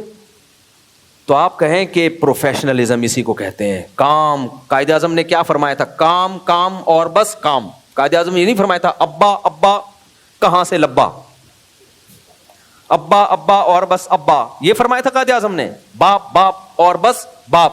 قائد اعظم کہہ کے گئے تھے کام کام اور بس کام. میں قائد اعظم کی نصیحت پہ عمل کر رہا ہوں, باپ مر گیا آج بھی کام پہ آ رہا ہوں میں.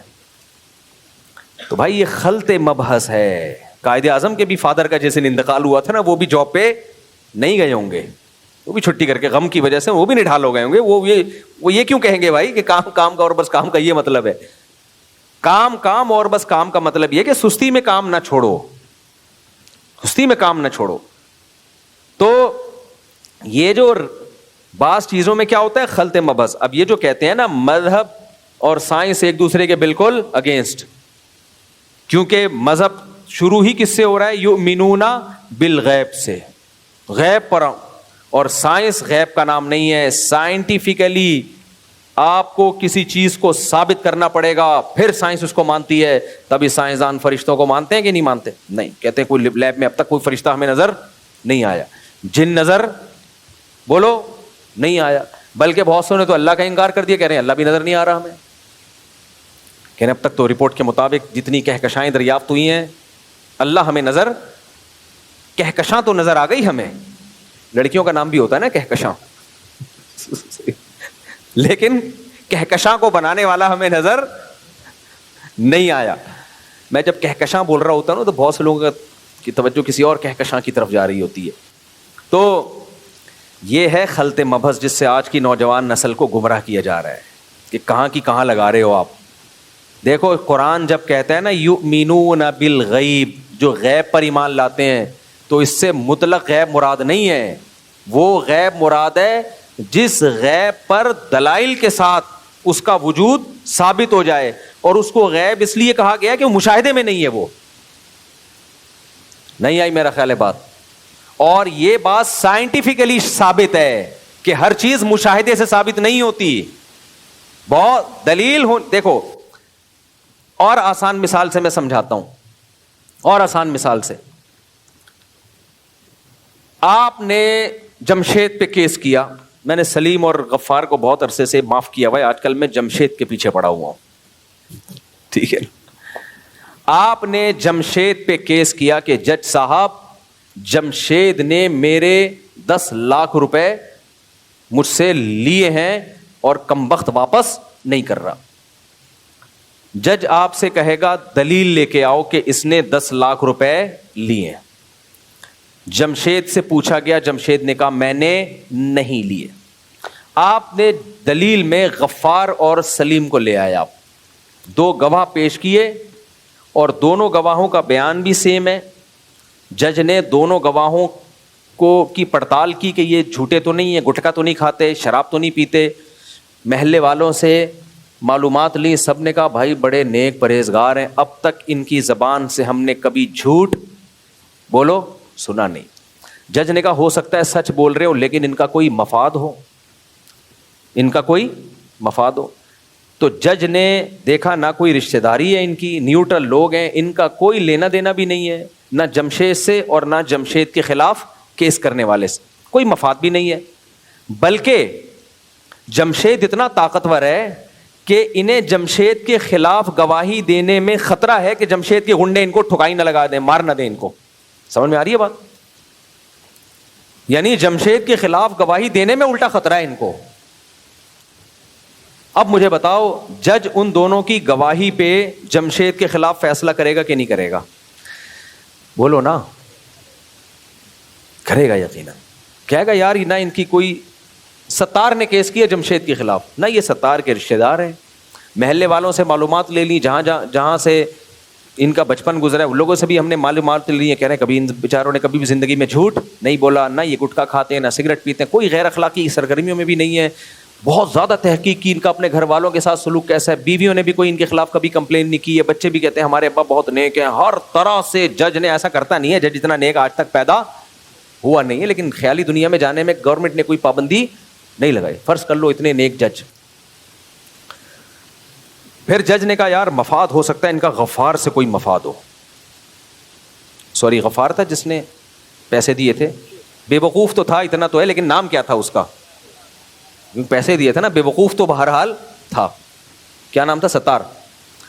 تو ستار سے ان کا کوئی ریلیشن, پوری تحقیق کر لی, گواہیوں پہ گواہیاں لے لی, جرح کر لی, بالکل ایک نمبر ہیں بھائی یہ دونوں گواہ. اور مفاد تو دور کی بات, گواہی دینے میں الٹا ان کی جان کو خطرہ ہے, جمشید مروا دے گا ان کو, پھر بھی یہ گواہی دے رہے ہیں. اب جج کہے گا یار یہ ثابت ہو گیا, عدالت یہ فیصلہ کرتی ہے کہ جمشید کمبخت نے ستار کے 10 لاکھ روپے کھائے ہیں. اب آپ آ گئے, آپ یونیورسٹی کے پروفیسر تھے, سائنس بہت زیادہ پڑھی ہوئی تھی آپ نے کیا پڑھی ہوئی تھی؟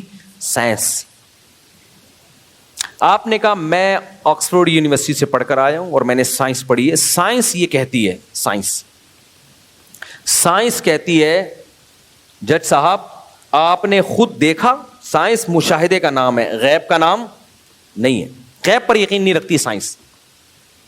میں چونکہ سائنسدان ہوں, جج صاحب آپ نے اپنی آنکھوں سے دیکھا کہ غفار نے جمشید کو 10 لاکھ روپے دیے ہیں بھائی؟ جج کہے گا نہیں بھائی میں نے آنکھوں سے دیکھنا ہوتا میں کرسی پہ بیٹھوں یا لوگوں کے گھر جا کے آنکھوں سے دیکھتا رہوں, میں تو یہاں بیٹھا ہوا ہوں. جج صاحب سائنس نہیں پڑھی لگتا ہے آپ نے, آپ تو بن دیکھی بات پہ یقین کر رہے ہو. جمشید تو انکار کر رہے ہیں مجھ سے کوئی پیسے نہیں لیے, اور آپ نے پھر بھی جمشید پہ 10 لاکھ روپے ڈال دیے. لگتا ہے آپ کا مولویوں سے تعلق ہے, یؤمنون بالغیب, آپ غیب کی باتوں پہ یقین کرتے ہو. دیکھو جج صاحب سائنس اس کا نام نہیں ہے, سائنس اس کا نام نہیں, سائنس مشاہدے کا نام ہے. مشاہدہ آپ نے نہیں کیا, لہذا آپ نے جمشید پہ جو بلی ڈالی ہے اکارڈنگ ٹو سائنس اور سائنسدانوں کے حساب سے یہ بلی غلط ہے. جج کہے گا بھائی آپ اپنے دماغ کا علاج کروائیں. دنیا میں جتنے بھی فیصلے ہوتے ہیں گواہیوں کی بیس پہ ہی ہوتے ہیں. ہاں گواہوں کے بارے میں دیکھا جاتا ہے جھوٹے ہیں یا سچے, اور گواہوں کا مشاہدہ ہے کہ انہوں نے جمشید کو لیتے ہوئے دیکھے ہیں. اب ہر شخص کا مشاہدہ کرنا ضروری نہیں ہے, گواہوں کا مشاہدہ کافی ہے. اب ہمارے لیے گواہوں کے سچے ہونے کا مشاہدہ کی ضرورت ہے, ہمیں ہر کیس کو ہمیں خود دیکھنے کی ضرورت نہیں ہے.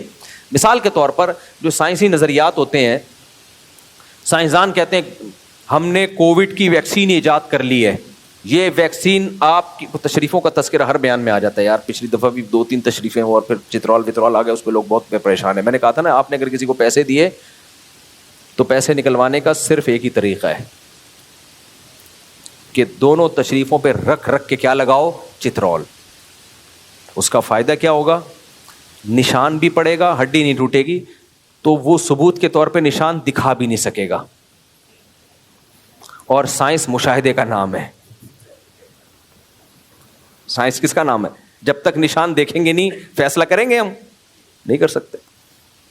تو خیر, تو اب یہ تشریف کا ذکر پتہ نہیں کہاں سے آ گیا. خیر میں کیا بات کر رہا تھا, یہ لوگ میرے پاس نا روتے ہوئے بہت آ رہے ہوتے ہیں, اس لیے میں اتنا سخت ہوں اس میں. ہر 4 دن بعد کوئی کیس آ رہا ہوتا ہے, میرے پیسے اس نے کھا گیا, میرے پیسے وہ کھا گیا, میرے پیسے وہ. تو دیے کیوں بھائی؟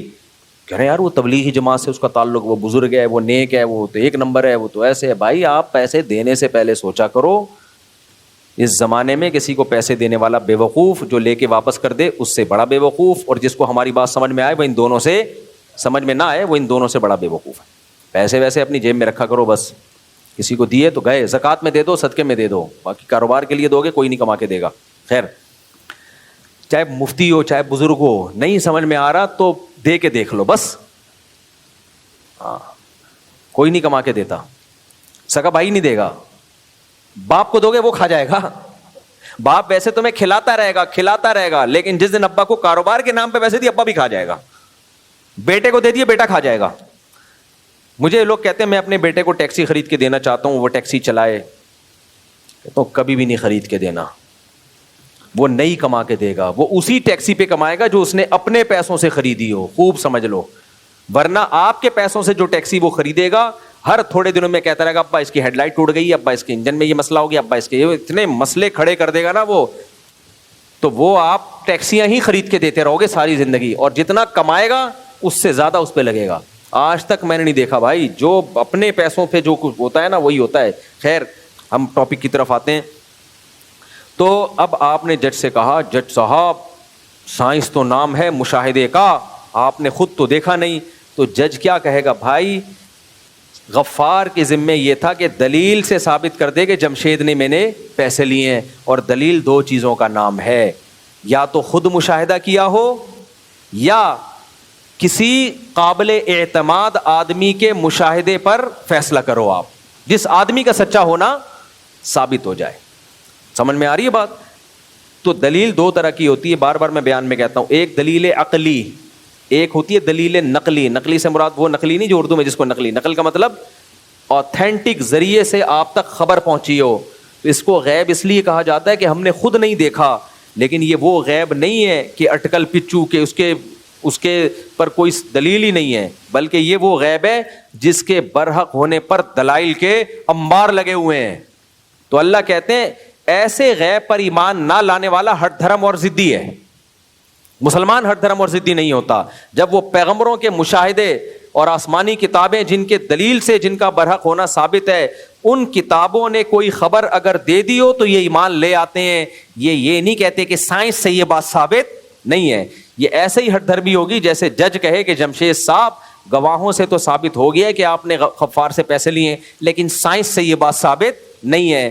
تو غفار کہے گا جج سے کہ میں نے تیرے جیسا ہٹ دھرم اور ڈھیٹ آدمی دنیا میں دیکھا نہیں ہے, اور ظالم بھی ہے تو اللہ بھی کہتے ہیں کہ ایمان والے غیب پر ایمان لاتے ہیں. تو اس سے مطلق غیب مراد نہیں ہے, وہ غیب جو ہماری نظروں سے چھپا ہوا ہو لیکن اس کے وجود پر پیغمبروں اور آسمانی کتابوں جیسی مضبوط دلیلوں سے ثبوت قائم ہو چکے ہوں. تو میں اس کی ایک مثال دے رہا تھا کہ دیکھو کووڈ میں ہم لوگوں نے جا کے ویکسین لگائی, سب مسلمانوں نے لگائی, کسی نے رائٹ سائڈ پہ کسی نے لیفٹ سائڈ پہ لگائی. تو کیا ہم نے مشاہدہ کیا کہ یہ ویکسین کووڈ کے علاج کے لیے بہترین ہے؟ ہم نے مشاہدہ کیا ہے بھائی؟ کیوں بھائی؟ ہم نے اعتماد کیا کہ یہ ڈاکٹروں کی فیلڈ ہے اور ڈاکٹروں کا مشاہدہ ہے, انہوں نے تجربے کر کے دیکھا ہے. اب جب انہوں نے تجربے کر لیے تو اب میرے اور آپ کے لیے تجربے ضروری نہیں ہے, ہمیں ان پر اعتماد ہے, اور اس اعتماد کی بیس پہ ہم پیناڈول بھی کھا رہے ہوتے ہیں, ڈاکٹر سے ٹیکا بھی لگوا رہے ہوتے ہیں. تو یہ سب چیزیں تو غیب ہے میرے بھائی. یہ جو بڑے بڑے آج کل ملک میں سائنٹسٹ بنے ہوئے ہیں نا, جو سائنسی نظریات پیش کر رہے ہوتے ہیں اور کہہ رہے ہوتے ہیں یہ انہوں نے کسی نے بھی اپنی لیب میں اس کو مشاہدہ کر کے ثابت نہیں کیا ہوتا, اپنا کسی کا مشاہدہ نہیں ہوتا. یہ ساری ان کی خبریں ہوتی ہیں جو اعتماد کی بیس پہ نقل کر رہے ہوتے ہیں. ڈاکٹروں کے کلپ آ رہے ہوتے ہیں کہ آپ پروٹین لیں گے تو یہ ہوگا, لو کارب ڈائٹ لیں گے تو یہ ہوگا. ڈاکٹر نے تجربے تھوڑی کیے ہوتے ہیں, یہ WHO کی رپورٹیں پڑھ کے ہمارے سامنے شیئر کر رہے ہوتے ہیں. ان کے تجربے ہیں, چوہوں پہ تجربے کیے ہیں. اکثر دواؤں کے تجربے کس پہ ہوتے ہیں؟ بولو نا, چوہوں پہ ہوتے ہیں. تو کیا ان ڈاکٹروں نے تجربے خود کیے ہوتے ہیں؟ تجربہ تو گورے نے کیا ہوتا ہے. گورا اپنا تجربہ صرف ایک ڈاکومنٹ کی شکل میں شیئر کرتا ہے, اس میں وہ چوہا بھی نہیں دکھاتا ہے, چوہے کو کھلاتے ہوئے دوا بھی نہیں دکھا رہا ہوتا ہے, بس وہ بتا رہا ہوتا ہے کہ میں نے 100 چوہوں پہ تجربہ کیا, ان چوہوں کو ہم نے یہ دوا کھلائی, پھر اس کا نتیجے میں یہ رزلٹ سامنے آیا, پھر ہم نے یہ تجربہ پھر انسانوں پہ کیا تو سیم 100 انسانوں پہ بھی وہی رزلٹ سامنے آیا. ہمارے ڈاکٹروں نے نہ وہ چوہے دیکھے, نہ وہ انسان دیکھے, نہ وہ تجربہ دیکھا, انہوں نے صرف رپورٹ دیکھی اور یہ دیکھا کہ یہ کسی آتھینٹک ویب سائٹ پہ رپورٹ آیا ہوئی ہے تو ٹھیک ہے, آتھینٹک ویب سائٹ نہیں ہے تو ٹھیک نہیں ہے. تو آتھینٹیکیشن جو انہوں نے دیکھی وہ ویب سائٹ کی دیکھی ہے کہ یہ کتنی آتھینٹک ہے, اور یقین کیا, تو یہ بھی تو غیب پر ایمان ہے. نہیں ہے میرے بھائی. لیکن ایک ڈاکٹر WHO کی رپورٹ شائع ہو رہی ہے اور اس میں بتایا جا رہا ہے کہ اتنے ملکوں کے ڈاکٹروں نے چوہے پہ تجربے کیے, یہ کیا وہ کیا وغیرہ, اس کے بعد یہ رپورٹ مرتب کی, اس پہ 50 ڈاکٹروں کے 50 ملکوں کے ڈاکٹروں کے سائن بھی ہیں, اور وہ رپورٹ پاکستان آئی. اب یہاں کا ڈاکٹر کہہ رہے ہیں میں اس کو نہیں مانتا, میں چونکہ سائنس پہ بلیو کرتا ہوں اور سائنس نام ہے مشاہدے کا, وہ 100 کے 100 چوہے میرے سامنے حاضر کیے جائیں, جن کو دوا کھلائی گئی تھی میرے سامنے دوا کھلائی جائے, میں مشاہدہ کر کے پھر کہوں گا کہ یہ میڈیسن لوگوں کے لیے ٹھیک ہے. تو لوگ کیا کہیں گے, میرے بھائی بن دیکھے ایمان لے آؤ, بن دیکھے یقین کر لو, کیونکہ یہ مستند ذریعے سے ہم تک پہنچی ہے. ڈاکٹر کہے نہیں سائنس نام ہے مشاہدے کا, غیب پر تو مسلمان یقین رکھتے ہیں, مذہبی لوگوں کا کام ہے, تو ہم ایسے ڈاکٹر کو ضدی اور ہٹ دھرم کہیں گے. اس کے علاوہ ہمارے پاس کوئی آپشن, کوئی اور گالی نہیں ہے. مسجد میں اتنی ہی گالی دی جا سکتی ہے, خوشبو لگا کے آؤ گے تو ایسے ڈاکٹروں کے لیے گالیوں کی پوری ایک لسٹ ہوگی ہمارے پاس کہ تو پاگل ہے کہ WHO کے بڑے بڑے ڈاکٹر تجھے بلائیں اور وہ چوہے بھی دکھائیں اور تجربے بھی کرائیں. سب غیب پر ہی ایمان لے کر آتے ہیں. ہم ڈاکٹر کے پاس گئے, ٹیکا لگا دیا, نہ ہم نے دیکھا کہ سرنج میں ہے کیا, تبھی تو کئی لوگ اس غیب کے چکر میں مر بھی گئے, غلطی سے غلط ٹیکا لگا دیا ڈاکٹر نے. کووڈ کم کہہ دیا ڈاکٹروں نے کورونا بیماری ہے, ہمیں تو نہیں پتا تھا, ہم نے مان لیا بھائی بیماری ہے. ٹیکے لگوانا بھی لوگوں نے شروع کر دیا, حالانکہ ان ٹیکا لگتے ہی کچھ لوگ دنیا سے چلے بھی گئے, پھر بھی ہم نے کہا یار وہ اتفاق, حسن اتفاق سے چلے گئے ہوں گے. تو یہ تو سب غیب ہے. تو مذہب میں بتا رہا ہوں نا کہ کس طرح سے پروفیسر لوگ گمراہ کرتے ہیں, کہتے ہیں مذہب نام ہے غیب پر, تو غیب جو ہے وہ تو چھپی ہوئی چیز ہے, تو وہ ایک آپ کا اپنا بلیو ہے, آپ رکھو نہیں رکھو آپ کی اپنی عقیدت ہے. اور سائنس کس کا نام ہے, مضبوط دلائل کا نام. لہذا سائنسدان جو ہوتا ہے نا وہ ویلڈ بات کر رہا ہوتا ہے, یہ مذہبی لوگ ہوائی باتیں کر رہے ہوتے ہیں. مذہب نام ہی ہوائی باتوں کا ہے, ہوگا مذہب نام ہوائی باتوں کا, لیکن اسلام ہوائی باتوں کا نام بولو نا نہیں ہے. بلکہ اسلام تو بغیر دلیل کے جو بات کرے اس کو پرلے درجے کا احمق اور پرلے درجے کا بے وقوف قرار دیتا ہے. اسلام تو نام ہی دلائل کی دنیا کا ہے. دیکھو قرآن الحم سے لے کے والناس تک, آپ لوگ بھی اتنا قرآن تو آتا ہے نا, افلا تعقلون, افلا یعقلون, افلا تتفکرون, یہ لفظ ہے نا قرآن میں. بھائی جب تراویح پڑھتے ہو تو یعقلون تعقلون تو سمجھ میں آتا ہے نا, کیا خیال ہے بھائی؟ بلکہ زیادہ تر کو تو یہی سمجھ میں آ رہا ہوتا ہے, یعقلون تعقلون اللہ اکبر, کبھی تعقلون پہ اللہ اکبر, کبھی یعقلون پہ اللہ اکبر. تو یعقلون عقل سے نکلا ہے, تتفکرون غور و فکر سے نکلا ہے. تو اسلام تو الحم سے لے کے والناس تک عقل استعمال کرنے کا حکم دیتا ہے آپ کو. الہم ارجل یمشون بہا, اللہ کہتے ہیں جن پتھروں کو پوچھتے ہو کیا ان کی ٹانگیں ہیں جن سے یہ چل سکتے ہیں, کیا ان کے ہاتھ ہیں جن سے یہ پکڑ سکتے ہیں, کیا ان کے پاس دل ہے جس سے یہ سوچ سکتے ہیں, کیا ان کی آنکھیں ہیں جن سے یہ دیکھ سکتے ہیں. تو مشرکین کہہ سکتے تھے کہ آپ بھی تو غیب پر ایمان کا حکم دیتے ہو, اے محمد صلی اللہ علیہ وسلم آپ بھی تو کہتے ہو کہ غیب پر ایمان لاؤ, تو ہم بھی, ہمارے بزرگوں نے کہہ دیا غیب پر ایمان لے آئے, ہمارا بلیو ہے کہ یہ ان کی ٹانگیں نہیں ہیں پھر بھی چل سکتے ہیں, ان کے ہاتھ نہیں ہیں پھر بھی پکڑ سکتے ہیں, اور یہ ہماری بگڑی بنا سکتے ہیں, کیونکہ مذہب نام ہے غیب پر ایمان کا. نا نا نا نا بھائی, ایسا غیب جس کے پیچھے کوئی دلیل نہ ہو, اس غیب پر ایمان کا نام مذہب نہیں ہے. یہ اسلام کے کھاتے میں زبردستی آج کل کے کچھ نام نہاد اسکالرز نے ایک چیز اسلام کے کھاتے میں ڈال دی ہے. سمجھتے ہو کہ نہیں سمجھتے ہو؟ تو اسلام تو بغیر دلیل کے بات کرنے پر پابندی لگاتا ہے, بغیر دلیل کے بات کرنے پر پابندی لگاتا ہے. ان فی خلق السماوات والارض واختلاف اللیل والنہار لآیات لأولی الالباب. اللہ کہتے ہیں زمین آسمان کی پیدائش میں، دن اور رات کے عدلنے بدلنے میں نشانیاں ہیں عقل مندوں کے لیے. جو ہوائی باتوں پہ ایمان لاتے ہیں وہ عقل مند ہوتے ہیں یا بے وقوف ہوتے ہیں؟ تو بے وقوف ہوتے ہیں. ہاں پھر سوال پیدا ہوتا ہے پھر قرآن نے یہ کیوں کہا کہ غیب پر ایمان لاتے ہیں؟ قرآن شروع میں یہی کہہ دیتا کہ اس غیب پر ایمان لاتے ہیں جو دلیل سے ثابت ہو. دیکھو قرآن کی منشا تو یہی ہے کہ وہ غیب جو دلیل سے ثابت ہو، لیکن قرآن نے غیب کا تذکرہ اس لیے کیا ہے کہ مادہ پرست لوگ ہمیشہ سے مذہبی تعلیمات کی مخالفت اسی بیس پہ کرتے رہے ہیں کہ اس کا ہمیں مشاہدہ نہیں ہے، یہ ہمیں نظر نہیں آتا. میں مثال سے بات سمجھاتا ہوں، آپ لوگ حاضر ہیں نا، تھکے تو نہیں ہیں؟ مثال سے بات وہی آ جائے ہم جمشید ستار کی طرف. جو جج والا فیصلہ جج نے جمشید کے خلاف فیصلہ دیا 2 گواہوں کے سامنے، 2 گواہوں کو بنیاد بنا کے کہ یار یہ سارے دونوں گواہ، کیا نام رکھا تھا ہم نے گواہوں کا؟ غفار اور سلیم. ستار تو وہ تھا جس بے وقوف نے پیسے دیے تھے جمشید کو. پیسے جب بھی کوئی دیتا پتہ نہیں میرے منہ سے خود بخود بے وقوف کا لفظ نکل جاتا ہے. ستار تو وہ تھا جس نے بے وقوفی میں جمشید کو پیسے دیے. تو اسی مثال کی طرف ہم آ جاتے ہیں.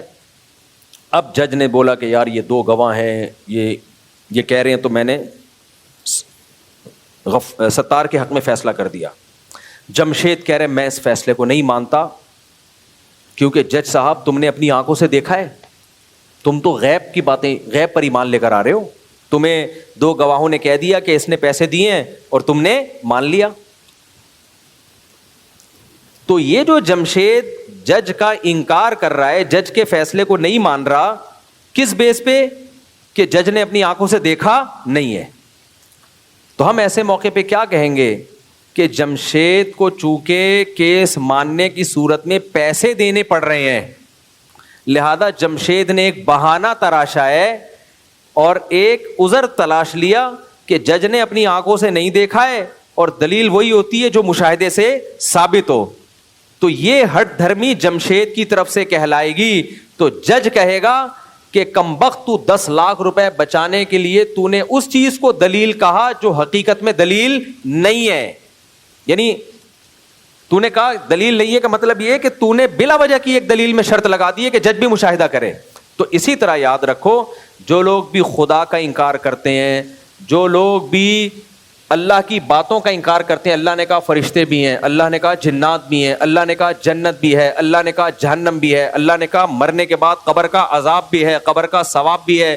بھائی اللہ کہہ رہے ہیں نا، اللہ کی حیثیت تو دنیا کے سارے گواہوں سے زیادہ ہے. تو اب شہوت پرست آدمی کو یہ سب چیزیں ماننے میں بڑی ٹینشن ہے. شہوت پرست جو مادہ پرست لوگ ہیں، جنہوں نے دنیا میں آنا ہی، جو کہتے ہیں ہم آئی دنیا میں عیاشی کے لیے ہیں، ہم نے کوئی اللہ کے حقوق ادا نہیں کرنے، تو وہ پھر یہ بہانہ تراشتے ہیں، کہتے ہیں اللہ کو کیا تم میں سے کسی نے دیکھا ہے بھائی؟ دیکھا ہے اللہ کو؟ نہیں دیکھا نا. بھائی سائنسدان تو کہتے ہیں جو چیز نظر آئے اس پہ بلیو رکھو، اللہ کو ہم میں سے کسی نے دیکھا نہیں ہے. ایک انڈیا کا ایک موٹیویشنل اسپیکر ہے، بہت ہی ہٹ ہے، میں نام نہیں لیتا اس کا. وہ لوگوں کو کیسے گمراہ کر رہا تھا، وہ کہہ رہا بتاؤ بھگوان کو تم میں سے کس نے دیکھا ہے؟ ہم نے تو کسی نے بھی دیکھا. اس نے کہا اچھا فلاں کو ایک کوئی فیکٹ ہے، سائنسی حقیقت ہے، اس کا تجربہ کن کن لوگوں کو ہے؟ تو سب نے کہا ہم سب کو ہے. تو اس نے کہا یہ فرق ہے فیکٹ میں اور بلیو میں، ٹھیک ہے نا. اس نے کہا 2 سیب اور 2 سیب کو پلس کرو تو کیا جواب آئے گا؟ اس ٹائپ کی کوئی مثال دی. سب نے کہا 4. اس نے کہا یہ کسی نے بتایا ہے یا آپ کا مشاہدہ ہے؟ سب نے کہا مشاہدہ ہے. کہتے ہیں یہ فیکٹ ہے. اور بھگوان کو دیکھا کسی نے؟ لوگوں نے کہا نہیں. کہہ رہے یہ آپ کا ایمان ہے، یقین ہے، یہ فیکٹ نہیں ہے. نہیں آئی بات سمجھ میں؟ یہ فیکٹ نہیں ہے کہ ہم اس کو یعنی ہم اس کو یقینی مان لیں. 2 اور 2 4 یقینی ہے، خدا کا وجود وہ کہتے ہیں یقینی نہیں ہے. تو یہ ہٹ دھرمی ہے. یہ کیا ہے بولو؟ ہٹ دھرمی. یہ ایسا ہی ہے جیسے جج کے فیصلے کا انکار کیا جا رہا ہے کہ آپ نے اپنی آنکھوں سے تو دیکھا نہیں، میں نے بھی اپنی آنکھوں سے نہیں دیکھا، تو ہم کیسے یقین کر لیں؟ تو جتنے بھی مادہ پرست لوگ ہیں نا، وہ یہ گڑبڑ کرتے ہیں. وہ کہتے ہیں کیونکہ ہم اگر خدا کو مانیں تو خدا کی باتوں کو بھی ماننا پڑے گا، پھر پیغمبروں کو بھی ماننا پڑے گا، تو سب باتوں کا انکار کی ان کے پاس ایک ہی دلیل ہے. کہتے ہیں ہم نے دیکھا نہیں ہے، اللہ کو نہیں دیکھا, جنت کو نہیں دیکھا, جہنم کو نہیں دیکھا, قبر کے عذاب اور قبر کے ثواب کو نہیں دیکھا, اور سائنس نام ہے مشاہدے کا. لہذا سائنس کی معلومات زیادہ اوتھینٹک ہوتی ہیں اور مذہب کی معلومات ہوائی ہوتی ہیں, بن دیکھے خدا پر ایمان لاتے ہیں. سمجھ میں آ رہا ہے کہ نہیں آ رہا؟ حالانکہ بھائی دیکھا تو نہیں ہے, لیکن اس کا وجود اتنی زبردست دلیل سے ثابت ہے, اتنے دلائل کے انبار اللہ نے قرآن میں لگا دیے کہ اب مشاہدے کی ضرورت نہیں ہے. اور اللہ کہتا ہے اگر میں مشاہدہ کرا دیتا تو دلائل کے انبار کیوں لگاتا میں؟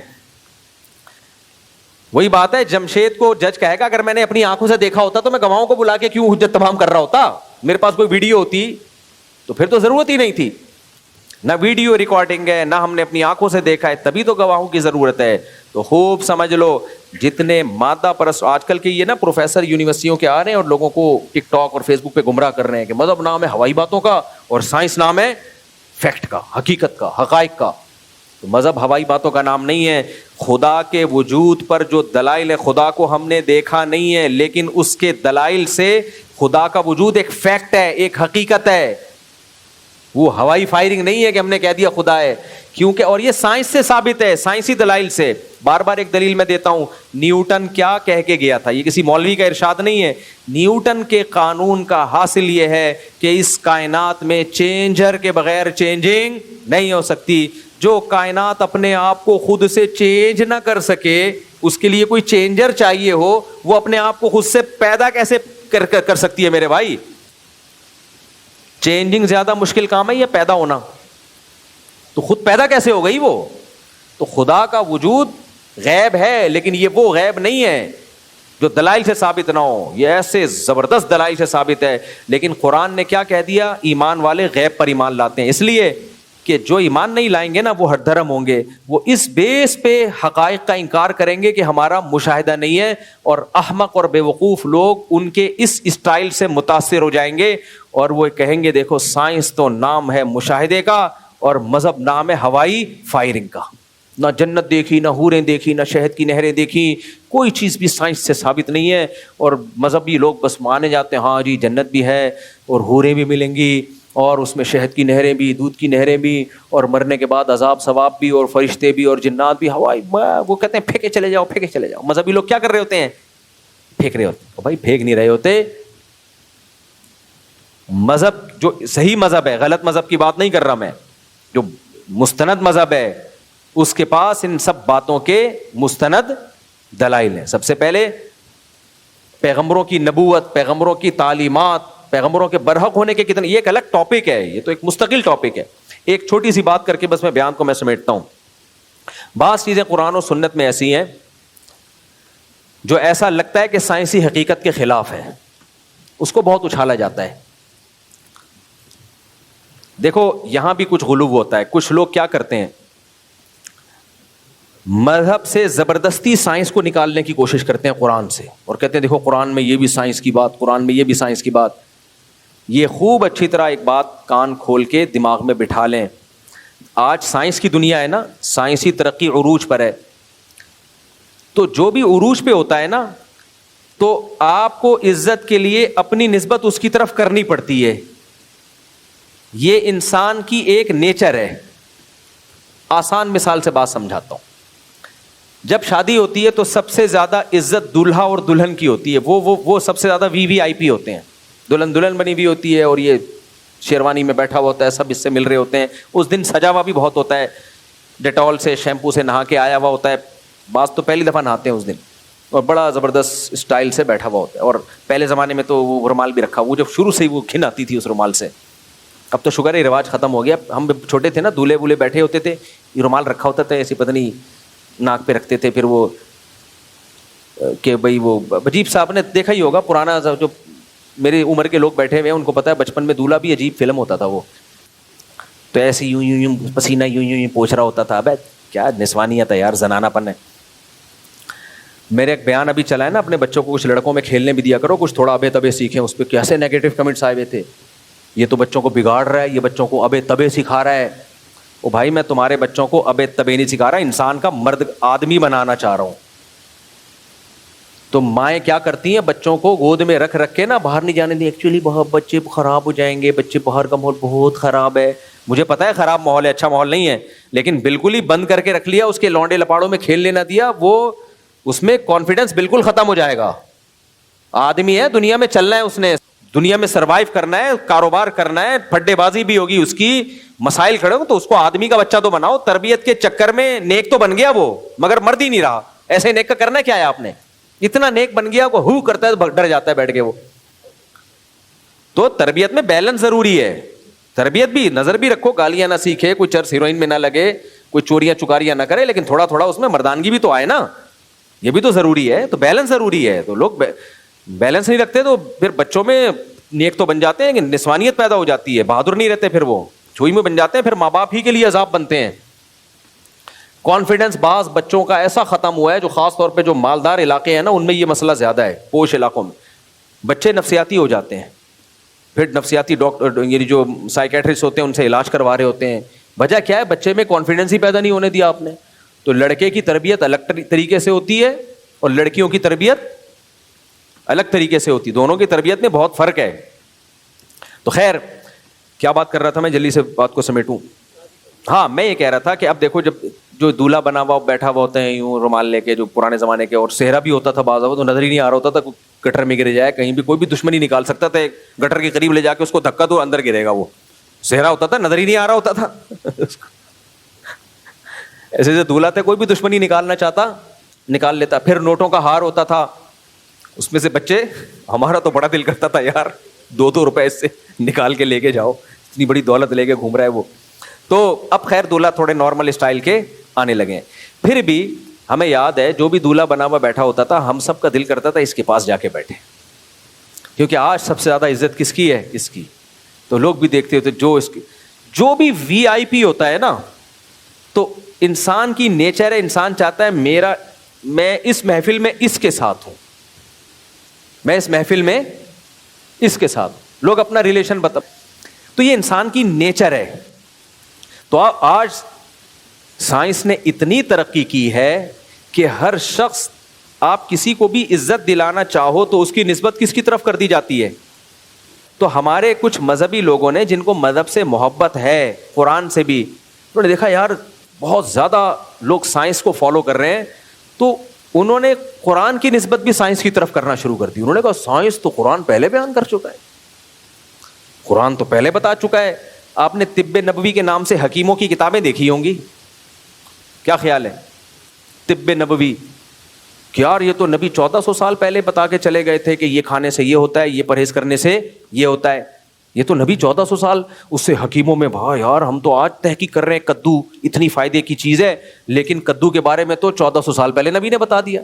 آج ہمیں پتا چلا کہ آنکھیں خراب ہوں تو کھجور گرم چیز ہے, وہ نہیں کھانی چاہیے, نبی نے تو 1400 سال پہلے کہہ دیا. تو اسی طرح سائنس میں دیکھو, پوری کتابیں لکھی جا رہی ہیں, دیکھو قرآن میں یہ تو 1400 سال پہلے کہہ دیا تھا, آج سائنسدان کہہ رہے ہیں. یہ غلط ہے. سائنس قرآن کا ٹاپک بولو نہیں ہے, طب پیغمبر کا ٹاپک نہیں ہے. قرآن کو عزت دلانے کا یہ طریقہ غلط ہے کہ آپ قرآن سے سائنسی چیزیں, کچھ چیزیں ہیں قرآن میں, یہ تو معجزہ ہے کہ کوئی ایسی بات قرآن میں نہیں ہے جو آج سائنسی حقیقت کے اگینسٹ ہو, کوئی ایسی بات نہیں ہے, یہ خود ایک معجزہ ہے. لیکن یہ نہیں ہے کہ قرآن 1400 سال پہلے سائنسی حقائق بیان کرنا شروع کرے گا, یہ قرآن کا ٹاپک نہیں ہے, خوب سمجھ لو. نہ یہ پیغمبر کا ٹاپک ہے طب نبوی, نہ. کیوں؟ یہ کام آپ جس بیس پہ کر رہے ہیں وہ بیس ہی غلط ہے. تو قرآن کو عزت دلانے کا یہ طریقہ ٹھیک نہیں. قرآن سائنس کی کتاب ہے, اس پہ بہت سارے اشکالات ہوں گے. قرآن بلاغت کی کتاب ہے, بلاغت کی کتاب ہے. اب جیسے میں ایک مثال دیتا ہوں, حضرت ایک ایتھیس نے اعتراض کیا کہ قرآن میں سورہ کہف میں آتا ہے کہ ذوالقرنین نے سورج کو کیچڑ میں غروب ہوتا ہوا دیکھا. وہ کہتے ہیں سورج کیچڑ میں تو غروب ہی نہیں ہوتا, سورج کہاں غروب ہوتا ہے, وہ تو غروب ہوتا ہی نہیں ہوتا, گھومتا رہتا ہے. تو علماء کیا جواب دیتے ہیں, بھائی قرآن نے یہ تھوڑی کہا کہ کیچڑ میں غروب ہوا, بلکہ ذوالقرنین کو لگا ایسا کہ کیچڑ میں غروب ہو رہا ہے. تو سائنسی حقیقت کے خلاف کچھ نہیں ہے قرآن میں, لیکن قرآن یہ بات بیان کر رہا ہے کہ کیچڑ میں غروب ہوتا ہوا دیکھا. ہو سکتا ہے اس سے بہت سے لوگ یہ سمجھ رہے ہو, صدیوں تک سمجھتے رہو کہ کیچڑ بھی غروب ہوتا ہے, لیکن قرآن نے کہا سمجھتے رہو, ہمارا یہ ٹاپک ہی نہیں ہے نا. ہم جو بات کر رہے ہیں ہم تو اس کو فوکس کرو. یہ تو سائنس خود ہی آ کے پردہ اٹھا دے کہ کیچڑ میں غروب ہوتا ہے یا غروب سرے سے ہوتا ہی نہیں ہے. اسی طرح یاد رکھو, حدیث میں آتا ہے نبی صلی اللہ علیہ وسلم نے فرمایا, نبی صلی اللہ علیہ وسلم نے ارشاد فرمایا کہ سورج, صحابی سے بتایا, بخاری کی حدیث ہے, تمہیں پتہ ہے سورج کہاں غروب ہوتا ہے؟ صحابی نے کہا نہیں. فرمایا جب سورج غروب ہوتا ہے تو وہ عرش کے نیچے جا کے اللہ کے سامنے سجدہ کرتا ہے. یہ صحیح حدیث ہے. عرش کے نیچے جا کے اللہ کے سامنے کیا کرتا ہے؟ سجدہ. اور پھر اللہ سے اجازت لیتا ہے دوبارہ طلوع ہونے کی. اللہ اجازت دے دے تو طلوع ہو جاتا ہے, اللہ اجازت نہ دے تو طلوع نہیں ہوگا. پھر وہ مشرق سے مغرب سے دوبارہ نکلے گا سورج. ایک دن آئے گا اللہ اجازت نہیں دے گا. اب یہ کیا حدیث سائنسی اصولوں پہ فٹ بیٹھتی ہے؟ بھائی سورج تو ہر وقت کہیں نہ کہیں غروب ہو رہا ہے.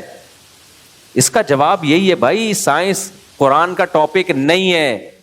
یہاں نبی صلی اللہ علیہ وسلم, سارے علماء اس کی حدیث کی یہی تفسیر بیان کرتے ہیں کہ نبی صلی اللہ علیہ وسلم نے عرب کے بدوؤں کی مینٹیلٹی کو سامنے رکھ کے جواب دیا کہ قرآن تو کہہ رہے الشمس والقمر یسجدان, سورج اور چاند ہر وقت سجدہ کر رہے ہیں, ہر وقت کہیں نہ کہیں ڈوب رہے ہیں نا سورج اور چاند. بھائی سورج ہر وقت کہیں غروب ہو رہا ہے کہ نہیں ہو رہا؟ ابھی بھی غروب ہو رہا ہوگا ملیشیا میں یا ادھر سعودی عرب میں, جو ویسٹ کی طرف ملک ہیں ان میں ابھی غروب ہو رہا ہے, اور کہیں طلوع ہو رہا ہے. امریکہ میں ابھی طلوع ہونے والا ہوگا. تو ہر وقت سورج اور چاند قرآن کہتا ہے سجدہ کر رہے ہیں, اور حدیث میں آتا ہے جب سورج غروب ہوتا ہے سجدہ کرتا ہے. تو یہ عرب کے بدوؤں کو ان کے مینٹل لیول کے حساب سے سمجھایا جا رہا ہے کہ سورج ایک ایک سیکنڈ میں اللہ کے حکم کا محتاج ہے. تو غروب آفتاب کا ٹائم اس لیے بتایا گیا کیونکہ ہماری نظر میں یہ کائنات میں تبدیلی کا وقت ہوتا ہے. تو ہمیں سمجھانے کے لیے کہ کائنات میں جب بھی کوئی تبدیلی ہوتی ہے اللہ کے حکم کے بغیر نہیں ہوتی وہ تبدیلی. لیکن اس حدیث کو اگر ہم پورا ایز اٹ از لے لیں تو یہ سائنسی اصولوں پہ تھوڑی اترتی ہے. یہ اور آسان مثال دیتا ہوں میں. نبی صلی اللہ علیہ وسلم مدینہ گئے, صحابہ کرام کو دیکھا آپ نے کہ وہ نر کھجوروں کے پھولوں کو مادہ کھجوروں کے پھولوں سے ملاتے ہیں, جس کو عربی میں تعبیر نخل کہتے ہیں. آج بھی یہ جو کھجور اگانے والے ہیں نا وہ ایک نر کھجور رکھتے ہیں, میں نے دیکھا ہے, اس کے بھور ڈالتے ہیں کس پر؟ مادہ کھجوروں پہ. نبی صلی اللہ علیہ وسلم نے صحابہ کو منع کیا کہ یہ کام مت کرو. انہوں نے نہیں کیا. پیداوار بہت ہی کم ہوئی, کھجوروں کی پیداوار کیا ہوئی بولو؟ یہ صحیح مسلم کی حدیث ہے, بہت نقصان ہو گیا ان کو. تو وہ صحابی آئے رسول اللہ صلی اللہ علیہ وسلم کے پاس, یا رسول اللہ آپ کے مشورے پہ میں نے ایسا کیا تھا اور پیداوار ہوئی نہیں. تو آپ نے کیا فرمایا؟ فرمایا انما انا بشر مثلکم. یہ حدیث کے الفاظ ہیں بھائی, میرے اپنے الفاظ نہیں, صحیح حدیث ہے. فرمایا میں تمہاری طرح کا انسان ہوں. جب میں تمہیں تمہاری دنیا کے معاملے میں, کوئی دین کے معاملے میں کوئی مشورہ دوں, کوئی حکم دوں, فاتقوا اللہ ما استطعتم, اس پہ فوراً عمل کرو, کیونکہ وہ میری بات نہیں, وہ کس کی بات ہے؟ وہ میرا موضوع ہے دین. لیکن جب میں تمہیں دنیا کے معاملے میں کسی بات کا حکم دوں تو میں تمہاری طرح کا انسان ہوں. وانتم اعلم بامور الدنیا منی, اور دنیا کی چیزیں تم مجھ سے زیادہ جانتے ہو, لہذا تمہاری مرضی اس مشورے پر عمل کرو یا نہیں کرو. تو اگر نقصان ہو گیا تو نہ کرو یہ کام. سمجھ میں آ رہی ہے بات کہ نہیں آ رہی ہے؟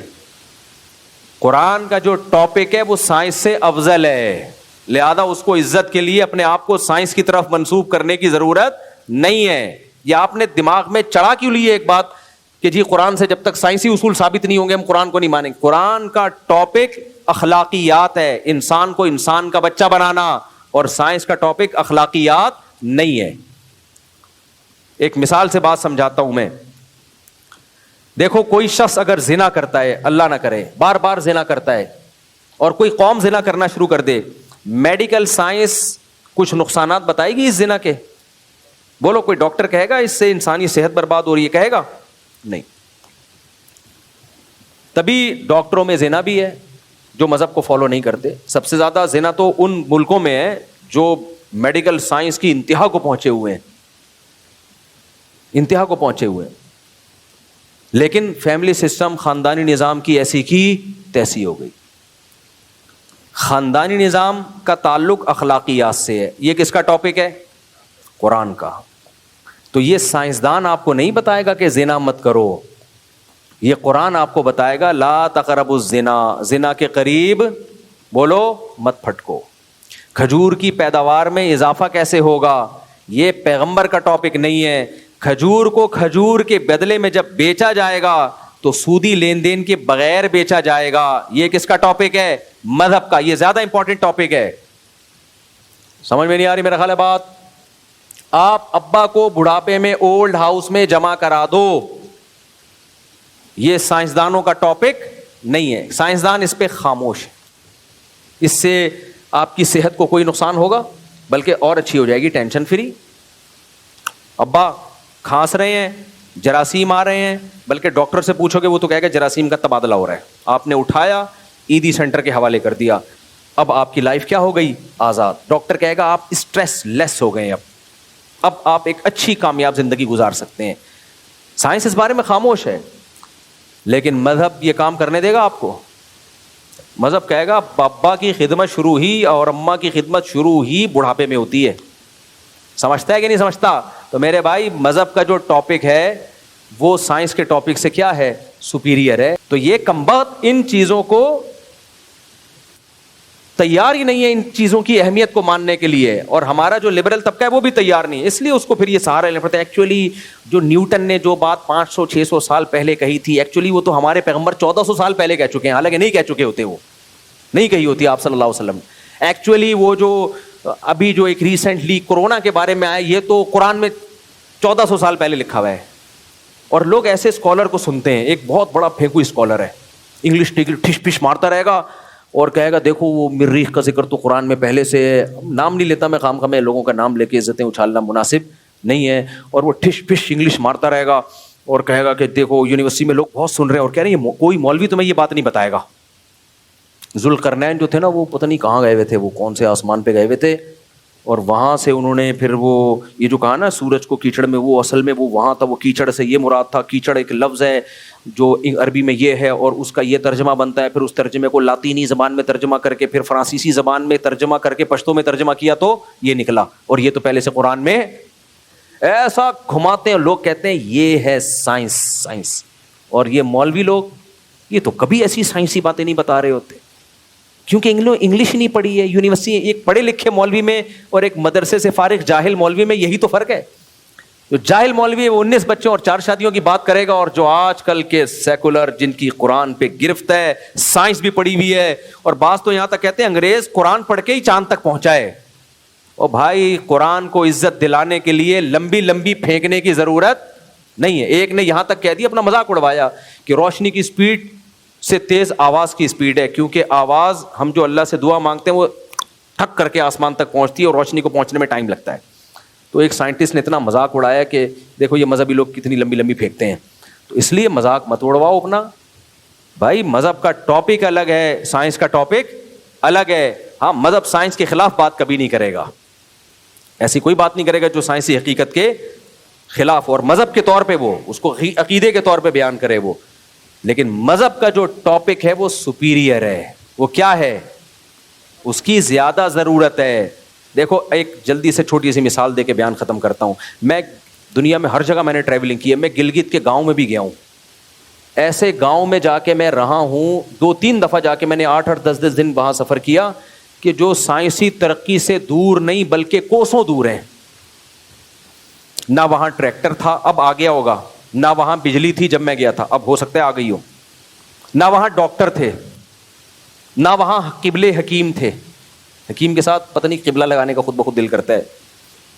تو میں ایسے گاؤں دیہاتوں میں گیا ہوں جہاں سائنسی ترقی نام کی کوئی چیز بولو نہیں ہے. اچھا مجھے تجسس تو شروع سے ہے نا تھوڑا سا, کہ یار دیکھیں ان کو سائنسی ترقی نہ ہونے سے کیا کیا نقصان ہو رہے ہیں. آپ حیران ہو گئے, کوئی بھی نقصان نہیں ہو رہا ان کا,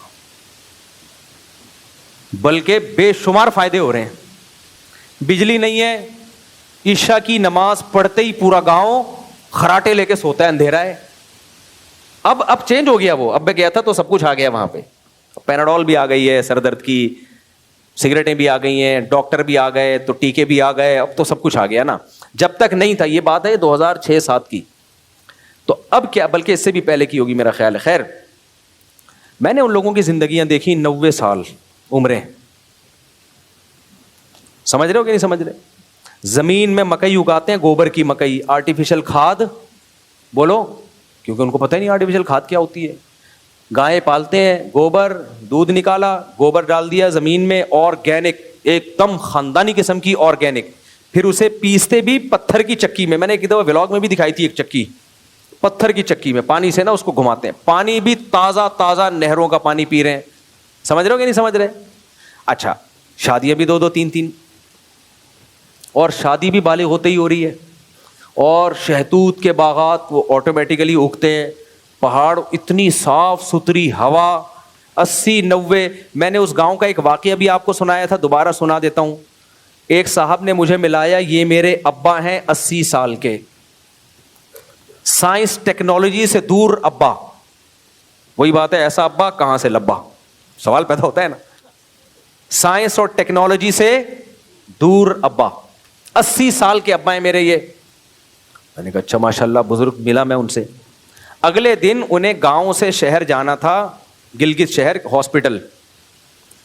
میں بیٹھ گیا ان کے ساتھ, ان کی وائف کو, اچھا وہاں ہاسپٹل جانے کا ریشو بھی 100 میں کوئی 1 جاتی ہوگی ہاسپٹل پریگننسی میں, 100 میں کوئی 1 خاتون, ورنہ نارمل ڈیلیوری, آپریشن کا ایک واقعہ بھی نہیں, ڈیتھ کا ایک واقعہ بھی نہیں. میرا خیال ہے 3 سے 4 ہزار کی آبادی تھی گاؤں کی, اور کہتے ہیں اب تک ہمیں نہیں یاد پڑتا پریگننسی میں کسی خاتون کی موت واقع ہوئی ہو. لیکن اب چونکہ ڈاکٹر آنا شروع ہو گئے ہیں, تو 1-2 ڈاکٹر میں نے وہاں دیکھے, تو کہتے ہیں جب سے ڈاکٹر آئے ہیں تو بیماریاں بھی الحمدللہ شروع ہو چکی ہیں. بہرحال میں نہیں ڈاکٹروں کے خلاف, ڈاکٹروں کا ہونا گاؤں دیہاتوں میں ضروری ہے, لیکن میں بتا رہا ہوں کہ اتنا بڑا جو ہم نے سائنس کو ہوا بنا لیا ہے نا, یہ اتنا بڑا ہوا ہے نہیں. اس کے فائدے بھی ہیں لیکن سائیڈ افیکٹ زیادہ ہیں اس ترقی کے. تو مجھے انہوں نے بتایا کہ یہ میں نے کہا ہوگی کوئی پریگننسی ہوگی, ان کی وائف ہوگی, کوئی مسئلہ ہوگا, ان کو الٹیاں لگی ہوئی تھیں. تو میں نے کہا کہ یار یہ آپ بھابھی ہیں؟ کہہ رہے نہیں یار یہ میری والدہ ہیں. میں نے کہا ہوگی والدہ. تھوڑی دیر میں میرے دماغ خیال آیا, میں نے کہا والدہ کا مطلب کیا؟ والد صاحب تو 80 سال کے ہیں اور والدہ پریگننٹ ہے. پھر تھوڑی دیر کے بعد جب میں ہوش میں آیا, میں نے کہا سگی والدہ. کہہ رہے نہیں, ابھی والد صاحب نے ریسنٹلی 3ری شادی کی ہے, اور وہ ذرا کم عمر خاتون سے کر لی ہے, تو وہ پہلا بچہ ہے تو تھوڑا سا ٹینشن ہو رہی ہے, ہم احتیاطاً ہاسپٹل لے کے جا رہے ہیں ان کو. تو میں نے کہا 3ری شادی والد, میں نے کہا وہ جو کل ملے تھے, کہہ رہے ہاں وہی. میں نے کہا وہ 80 سال ہی کے ہیں؟ کہہ رہے ہاں, اور لگ بھی رہتے 80 سال. میں نے کہا اسلام. ایک لطیفہ یاد آ رہا ہے لیکن وہ سنانے کا نہیں, کبھی اکیلے میں خوشبو لگا کے آئے تو سناؤں گا.